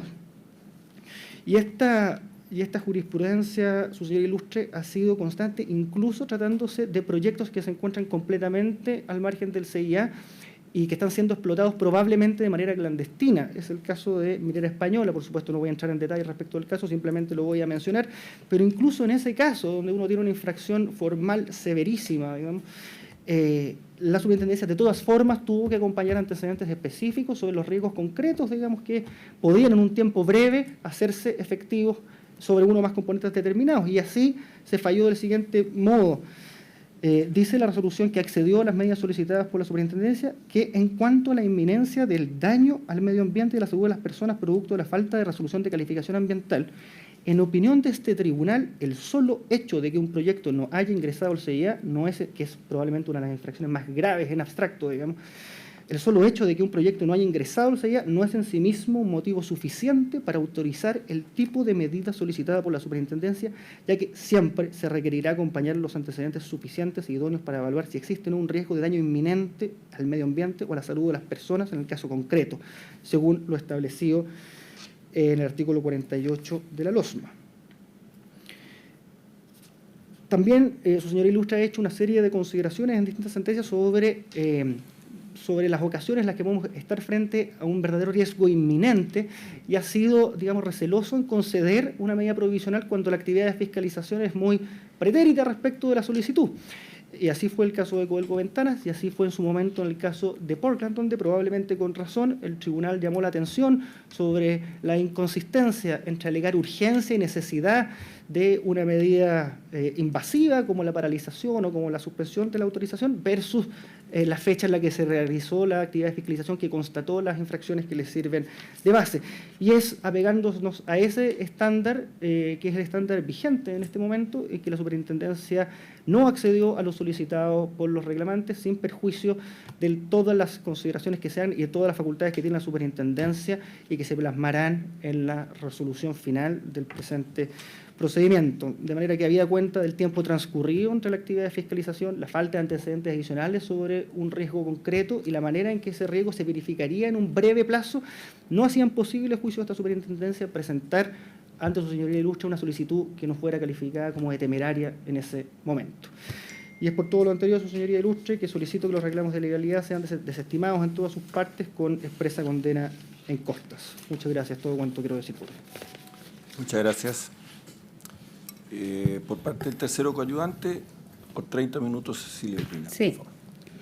Muchas gracias, señor presidente, y con la venia de este ilustre tribunal, alego en representación de Sociedad Contractual Minera Lumina Cooper Chile. Por parte en esta causa rol 48 del 2014, acumulada la causa rol 49 del 2014, solicitando que las reclamaciones deducidas por los denunciantes en estos autos sean rechazadas en todas sus partes. Agradeciendo la relación de la relatora y también el alegato de la superintendencia. En este alegato reiteramos lo señalado en nuestro téngase presente, pero queremos centrar nuestro alegato en dos aspectos clave que dan a entender el origen de estas reclamaciones y, por otro lado, la correcta decisión de la superintendencia en relación a la denegación de las solicitudes de medidas provisionales consistente en la suspensión transitoria de las resoluciones de calificación ambiental de mi representada y, por otro lado, la denegación de corregir supuestos vicios de procedimiento para una eventual reformulación de cargo por fraccionamiento de proyecto. Y finalmente me quiero referir a esta errónea interpretación y antojadiza, a mi gusto, del artículo 59 de la Ley Orgánica de la Superintendencia y este impedimento al que haría alusión los reclamantes de que la sola formulación de cargo haría a inhibir a mi representado o a otros titulares que se empiecen en la misma situación a regularizar sus infracciones en el sistema de evaluación de impacto ambiental. Y por otro lado, que la sola formulación de cargo determinaría la necesidad por parte de mi representada de presentar un programa de cumplimiento y regularizar sus infracciones en un programa de cumplimiento. En relación al primer punto, al origen de estas reclamaciones. No es banal referirme al origen y no es que estemos buscando, disculpen, no tan cerca, ya, no es que estemos buscando una intención subliminal en las reclamaciones. Estos son antecedentes concretos que dan cuenta de la historia del proyecto y que queremos que este ilustre tribunal conozca. En particular, a modo de contexto de estas denuncias, se quiere relevar que nuestras compañías, en relación a su proyecto minero y la línea de transmisión que les sirve a este proyecto minero, fueron proyectos que fueron sometidos al sistema de evaluación de impacto ambiental y en el marco del cual nuestra compañía se comprometió a ciertos compromisos voluntarios que quedaron como exigencia en las resoluciones de calificación ambiental referida a la gestión hídrica de la cuenca del río Copiapó. ¿Ya? Y esto hay que entenderlo porque precisamente esta cuenca está sobreexigida. Es de todo conocido que es una cuenca sobreexigida con acuífero restringido y con prohibida su explotación, y respecto de los cuales parte de estos denunciantes son agricultoras, que necesitan el uso del agua para el desarrollo de sus actividades económicas, al igual que nuestra representada. Estos agricultores que usan el ejercicio de sus derechos, de los cuales son titulares, a diferencia de mi representado, no se han sometido al sistema de evaluación de impacto ambiental y no cuentan con restricciones de este uso intensivo de estos derechos. De este modo, es claro que la denuncia, en particular de los agricultores de la zona, busca la revisión de los actos administrativos firmes, que son las resoluciones de calificación ambiental de mi representada.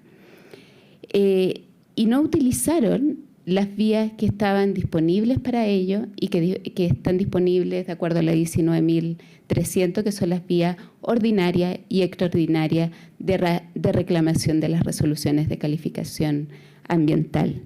Y no es más de destacar a su vez que el Código de Agua reconoce la igualdad de los titulares de derecho de agua respecto a una situación de un acuífero o acuíferos sobreexigido como es nuestra situación. ¿Y cuál es la única restricción que impone? Es la restricción en forma licua del uso de estos derechos. Entonces, es de reflexionar respecto de estas reclamaciones y denuncias que la estrechez hídrica de la cuenca y de los acuíferos no es responsabilidad exclusiva del desarrollo de la actividad minera de la zona, sino que también de otros múltiples factores, entre ellos el uso intensivo del recurso hídrico por parte de la agricultura, que lleva décadas explotándose para hacer uso principalmente en exportación de uva de mesa y otros frutos. Finalmente, respecto a este contexto, destaco que los reclamantes son una parte limitada y muy pequeña de los agricultores de la zona, respecto de los cuales nuestra representada ha venido trabajando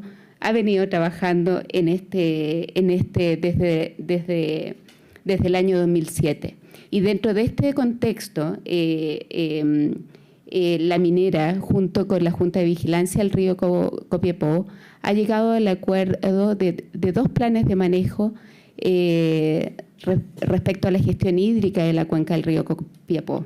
Además, dentro de los compromisos ambientales asumidos en el marco de las resoluciones de calificación ambiental, nuestra empresa se comprometió al aporte de 100 litros por segundo en el canal Malpaso para los agricultores y 50 litros por segundo a entregar en la ciudad de Caldera. Ya esta exigencia cuyo cumplimiento fue cuestionado en la formulación de cargo, nuestra empresa lo ha cumplido en la oportunidad que nosotros estimamos que debía cumplirse ese compromiso, y hoy en día se encuentra entregando estos 150 litros por segundo como lo exige la resolución de calificación ambiental. Y finalmente quiero destacar dentro de ello la entrega del comodato de derechos de agua a el Comité de Agua Potable Rural Las Amolanas por 2 litros por segundo. Eso para contextualizar, entender cuál es el problema de trasfondo que hay detrás de las reclamaciones y no desmintiendo que estamos frente a un procedimiento sancionatorio. Aquí nuestra empresa no se ha desligado de sus responsabilidades respecto a las exigencias que se le estiman incumplidas y ha mostrado en el marco de este procedimiento sancionatorio nuestra voluntad de cumplimiento. Y en el marco de eso quiero poner en contexto esta serie de resoluciones judiciales de los tribunales superiores de justicia en los cuales se han discutido las mismas pretensiones que hoy día se someten a este tribunal. Y con eso no quiero alegar cosa juzgada formal ni cosa juzgada sustancial, solamente quiero que lo tengan en cuenta, que las pretensiones fueron discutidas respecto no de los mismos reclamantes, pero sí de otros reclamantes.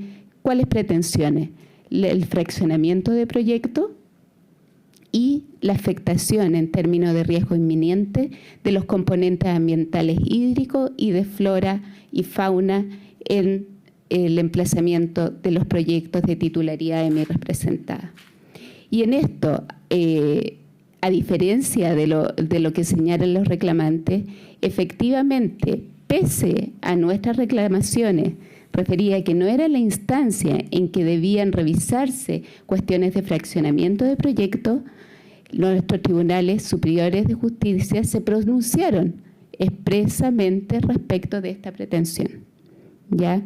Conforme los antecedentes que latamente nos expusimos en el téngase presente ante este ilustre tribunal. ¿Y cuáles fueron las conclusiones a las que llevó y qué se resolvió en estos procedimientos?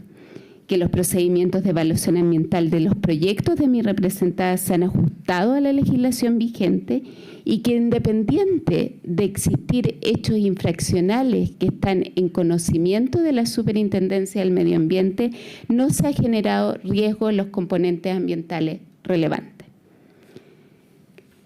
Bueno, ahora bien, paso paso a detenerme en las cuestiones directamente alegadas por los reclamantes que dicen relación con la solicitud de las medidas provisionales referidas a la suspensión transitoria de las resoluciones de calificación ambiental y a la imputación de fraccionamiento de proyecto y a la ilegalidad a la supuesta ilegalidad de la resolución de la superintendencia en orden a que debía haber corregido el procedimiento y haber reformulado cargo a este respecto.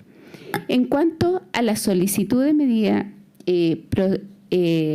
provisional, ambas reclamaciones se fundan en la errada idea que el proyecto Caserones está contaminando las aguas de la cuenca del río de Copiapó.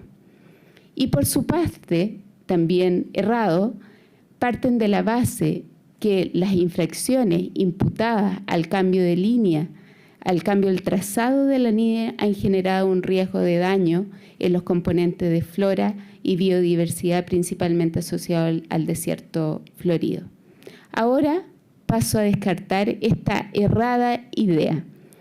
Destaco que los antecedentes en los cuales se fundan los reclamantes solamente en materia de recursos hídricos son dos. La mera constatación de las infracciones que se le imputan a mi representada. Como ustedes pueden haberse dado cuenta, el abogado por parte en representación de Agrícola empezó a leer la formulación de cargo. Sí, efectivamente son las infracciones imputadas en la formulación de cargo. Y leyó el informe de fiscalización en el cual se basa esta formulación de cargo. Como bien lo alegó la superintendencia, la mera constatación de un hecho infraccional no es suficiente para probar los presupuestos legales que ameritan el ejercicio de la facultad cautelar de la superintendencia, que el artículo 48 y el artículo 3 señalan expresamente, requieren un riesgo de daño inminente y con una finalidad, evitar este riesgo de daño inminente. Entonces, de la mera constatación de estos posibles hechos infraccionales no deriva necesariamente el riesgo de daño inminente. ¿Ya? Considerando ahora el segundo antecedente en el cual se fundan, que es el memorándum 164, que forma parte de los antecedentes probatorios de la etapa de instrucción del procedimiento sancionatorio.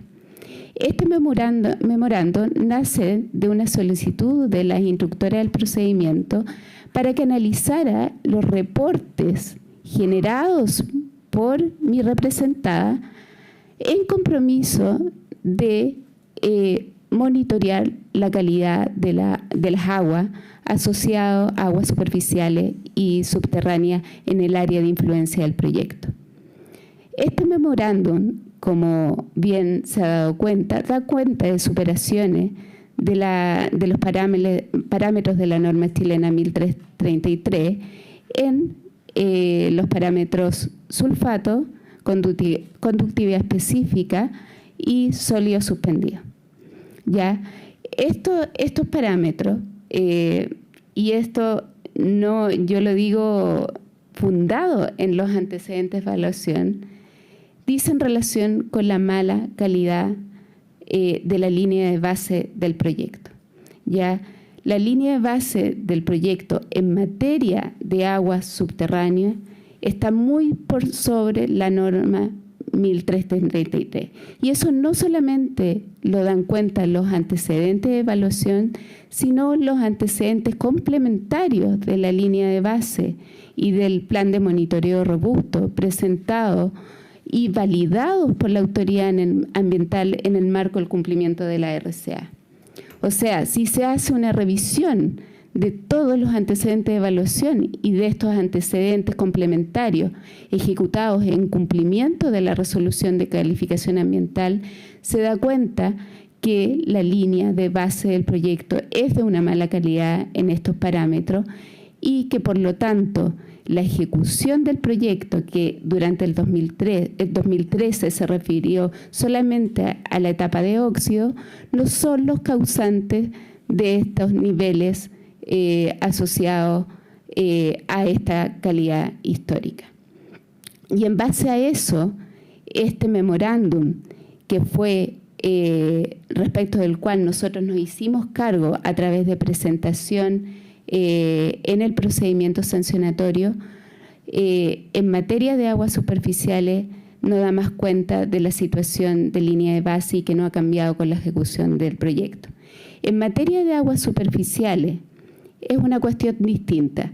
Aquí podemos encontrar ciertas superaciones puntuales referidas a la norma chilena 1333, pero que han denotado una decreciente durante fines del año 2013 y 2014.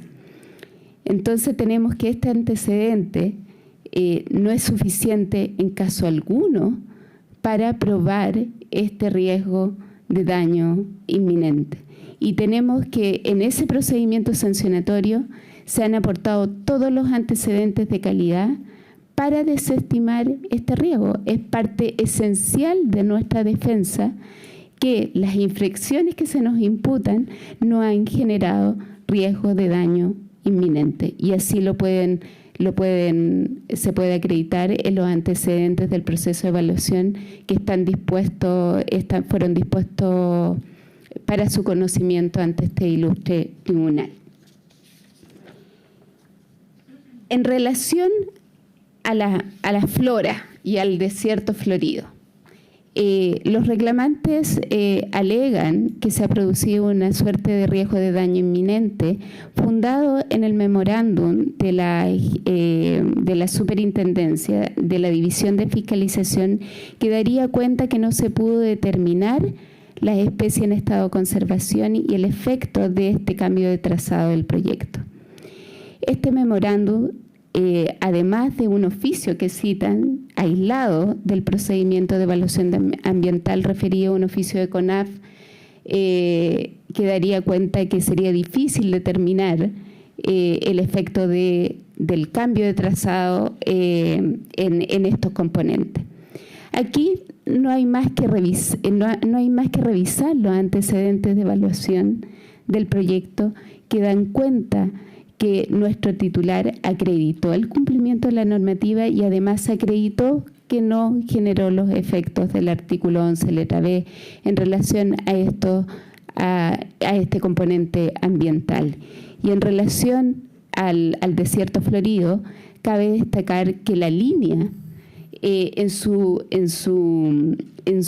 trazado original intervenía parte del desierto florido. Lo que hace este cambio de este trazado modifica un par de las torres que estaban en este sitio prioritario para la biodiversidad, reduciendo el área de intervención de este sitio prioritario. Eso es cuanto son los únicos antecedentes que invocan los reclamantes para alegar este riesgo de daño inminente en este componente.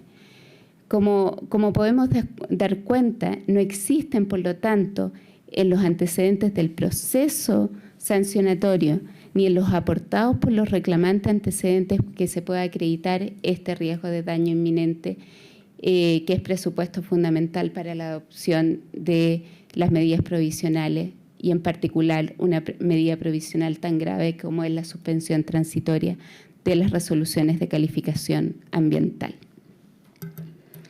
En segundo término, a la segunda imputación, tenemos que los reclamantes aluden a esta supuesta ilegalidad de la superintendencia de no haber corregido el oficio del procedimiento y haber reformulado cargos por fraccionamiento de proyecto. Ya en este caso, sin perjuicio de esta derivación que hizo la superintendencia a la división de sanción para efectos de investigar lo hecho, nosotros alegamos en el téngase presente y ahora alego en esto que no estamos en una situación de fraccionamiento de proyecto. ¿Ya? ¿Y esto por qué razón? Si ustedes se dan cuenta, los proyectos aquí cuestionados son el proyecto Actualización Mina Caserones y el proyecto de modificación de las torres de la línea en la variante Maitencillo. La naturaleza de estos proyectos, pese a la dependencia funcional que tienen, es completamente distinta. ¿Ya? Y esto no es raro en la evaluación ambiental de proyectos. Ustedes los pueden observar en la evaluación de todos los proyectos mineros, de los proyectos energéticos, que aún cuando exista dependencia funcional, lo relevante para determinar la infracción de fraccionamiento de proyecto es que se varíe y se modifique el proyecto, o sea, que se fraccione artificiosamente. En este caso, estamos ante proyectos de naturaleza distinta con dependencia funcional, emplazados en lugares distintos. La actualización del proyecto Mina Caserones dice relación con modificaciones de instalaciones en el área mina del proyecto Caserones, en el área de Tierra Amarilla a 4.500 metros de altura. La modificación del trazado de la línea se encuentra en la localidad de Vallenar y en parte de Tierra Amarilla y muy lejano de la zona del proyecto Actualización Mina Caserones. Por lo tanto, aun cuando estos proyectos se hubiesen ejecutado de manera simultánea, no tienen la potencialidad de generar efectos sinérgicos. O sea, no hay posibilidad alguna de que los defectos de la actualización, del proyecto Actualización Mina Caserana versus la modificación de trazado de las torres tengan interacción en efecto. Y por lo tanto, no hay una separación artificial del proyecto. Y aún así, si yo sumara los efectos de este proyecto, aún así el ingreso se debió haber dado a través de una declaración de impacto ambiental y no un estudio de impacto ambiental. Por lo tanto, falta el presupuesto objetivo mínimo para imputar un fraccionamiento de proyecto, que es que se haya modificado y parcializado el proyecto artificiosamente para eludir la vía de ingreso. Y por último, no existe además el elemento subjetivo, que es requisito para imputar el fraccionamiento de proyecto, que dice relación con el conocimiento y a sabienda y con la intención de modificar la vía de ingreso y para eludir el sistema de impacto ambiental. Por lo tanto, aquí estamos ante unas modificaciones de proyecto que por su naturaleza se ingresaron de forma separada porque no existe conexión posible de sus impactos.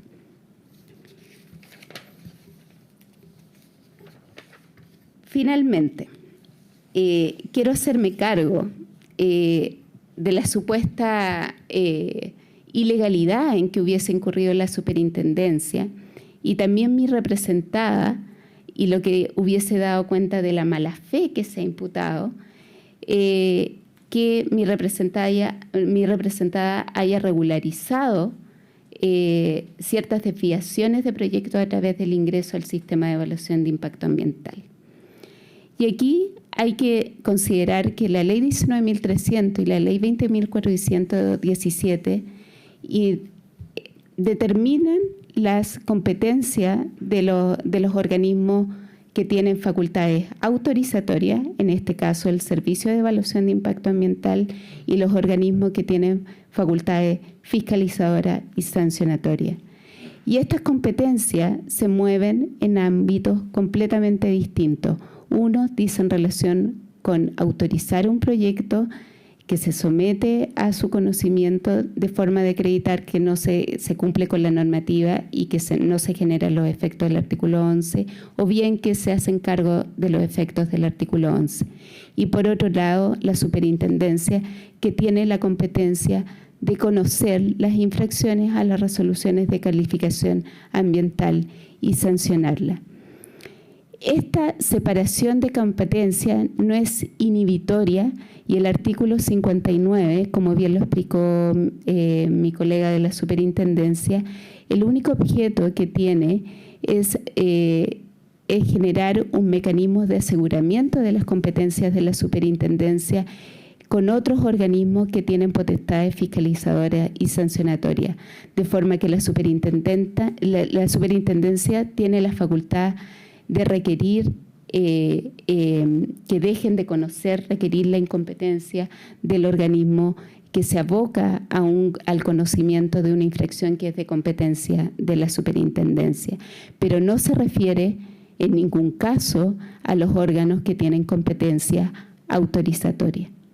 Otra interpretación llegaría al absurdo que una eventual formulación de cargo, aún una formulación de cargo, aquí ni siquiera estamos hablando de una resolución sancionatoria, una formulación de cargo dejaría en la incapacidad al titular de poder regularizar sus infracciones a través del ingreso al sistema de evaluación de impacto ambiental. Y esto si se considera además el principio de inexcusabilidad que rige el actuar de los organismos del Estado que tienen que pronunciarse respecto a los asuntos que se someten a su conocimiento. Y en particular, en lo que se refiere al programa de cumplimiento. La Ley 20.417 y en particular la Ley Orgánica de la Superintendencia establece ante una formulación de cargo los derechos a quien se le imputan las infracciones que son de competencia de ellos. Y esos derechos plantean las posibilidades de defensa en las cuales un titular se puede ver enmarcado respecto a una formulación de cargo. Así tenemos que un titular puede, a su conveniencia y en relación al balance de incentivos, presentar programa de cumplimiento o presentar descargo. Y eso va a depender de la situación particular de un infractor en una situación determinada. Es más de recordar que los programas de cumplimiento presentan impedimentos y que requieren por parte de los titulares un ejercicio estratégico en su posición jurídica determinada frente a una formulación de cargo. Y es en esos derechos, en ese ejercicio, en ese balance de incentivo, en el cual nuestra representada optó por presentar descargos, reconociendo en algunos casos las infracciones imputadas y presentando los planes de acción de cumplimiento de la normativa ambiental, como ustedes pueden darse cuenta en el procedimiento sancionatorio cuyo expediente pueden conocer. Muchas gracias, eso es todo y finalmente con esto pido que se desechen en todas sus partes las reclamaciones de los denunciantes, principalmente por falta de legitimación, falta de personería y por falta de fundamento. Muchas gracias. Muchas gracias. Yo por lo menos tengo algunas consultas a lo que hemos escuchado, particularmente voy a concentrar en el representante de la superintendencia. Usted nos ha manifestado que las partes y este tribunal pueden estar tranquilos porque próximamente, dijo usted, sí, podría salir la resolución sancionatoria. Yo querría que nos explicara cómo si el procedimiento está suspendido. Tenemos entendido que está suspendido. Lo que quise decir con ello es que el procedimiento se suspendió ya cuando se cerró la investigación, está en su etapa final, solo resta la emisión del dictamen y lo único que lo impide ha sido la interposición de este recurso porque la superintendencia consideró prudente esperar el procedimiento de su señoría ilustre antes de resolver el caso. Por supuesto que si el caso se demorara mucho por las contingencias propias de estas cosas, en su resolución la superintendencia va, a volver a considerar la posibilidad de emitir el dictamen y levantar la suspensión que hoy rige, pero no queda otra diligencia pendiente ni nada más que hacer más que emitir el dictamen en este procedimiento.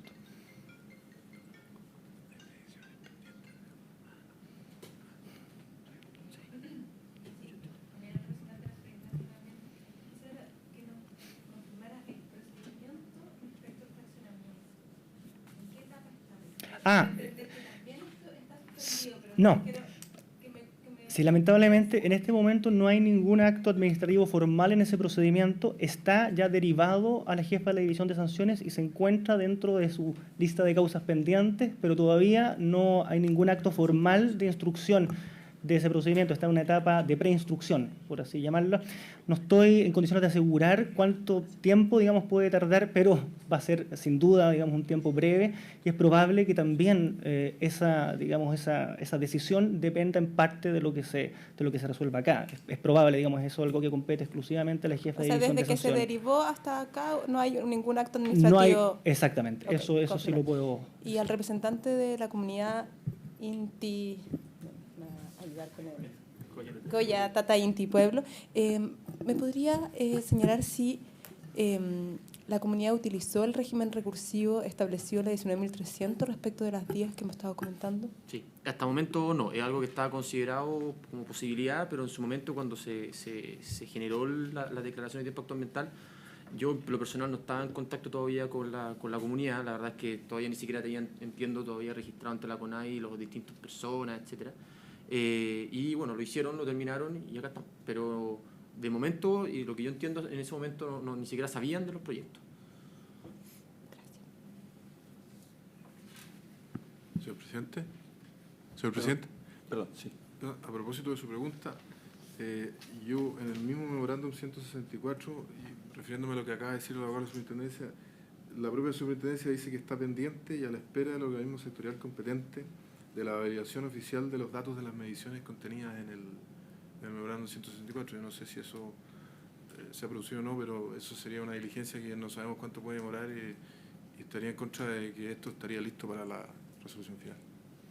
No tengo nada que decir al respecto, desconozco, digamos, qué hizo la fiscal instructora con esa petición, si la consideró o no, es solo algo que hizo constar la jefa de la oficina macrozonal norte, pero es a la fiscal instructora que le corresponde determinar qué diligencias son las que restan para hacer para la investigación que ella está llevando adelante. Así que no sé, lo que sí sé es que no quedan diligencias pendientes, así lo ha confirmado la fiscal instructora, y no sé, digamos, perdón, Cecilia, creo que tiene... Sí, quiero precisar sobre el estado procesal del procedimiento. El procedimiento finalizó su etapa de instrucción. Ya se dictó la resolución que pone término a la etapa de instrucción y falta la emisión del dictamen. Pero producto de esta reclamación se suspendió el procedimiento.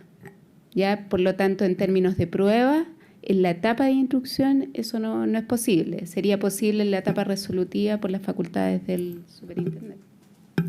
Una última consulta breve. Se ha mencionado varias veces que a propósito del tema de los parámetros de calidad de agua, Sí. que la representante de la empresa nos ha afirmado categóricamente que efectivamente la línea base del proyecto demuestra una muy mala calidad del recurso hídrico. A propósito de información, solamente para saber, ¿se reclamó que la RCA impusiera un estándar más estricto que la calidad de agua que se demostraba según la línea base? Ya, en relación a los argumentos del reclamante, porque hace alusión a un parámetro normativo que dice que la norma chilena 1033 es el parámetro normativo en términos de calidad. Eso no es efectivo, le está mirando un solo considerando de la resolución de calificación ambiental. Existen otros considerando respecto a diversos sectores de la mina que establecen parámetros distintos. Y los parámetros en general están asociados a la calidad natural de línea de base.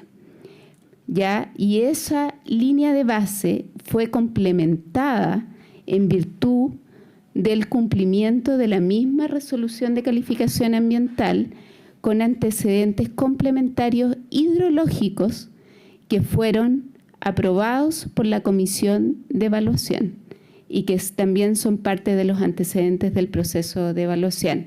Entonces, si uno quiere ver cuál es el parámetro normativo respecto del cual el proyecto se tiene que mirar, tiene que buscarse las diversas exigencias de la RCA para los diversos sectores, complementado por estos estudios hidrogeológicos que forman parte base del plan de monitoreo robusto de la compañía.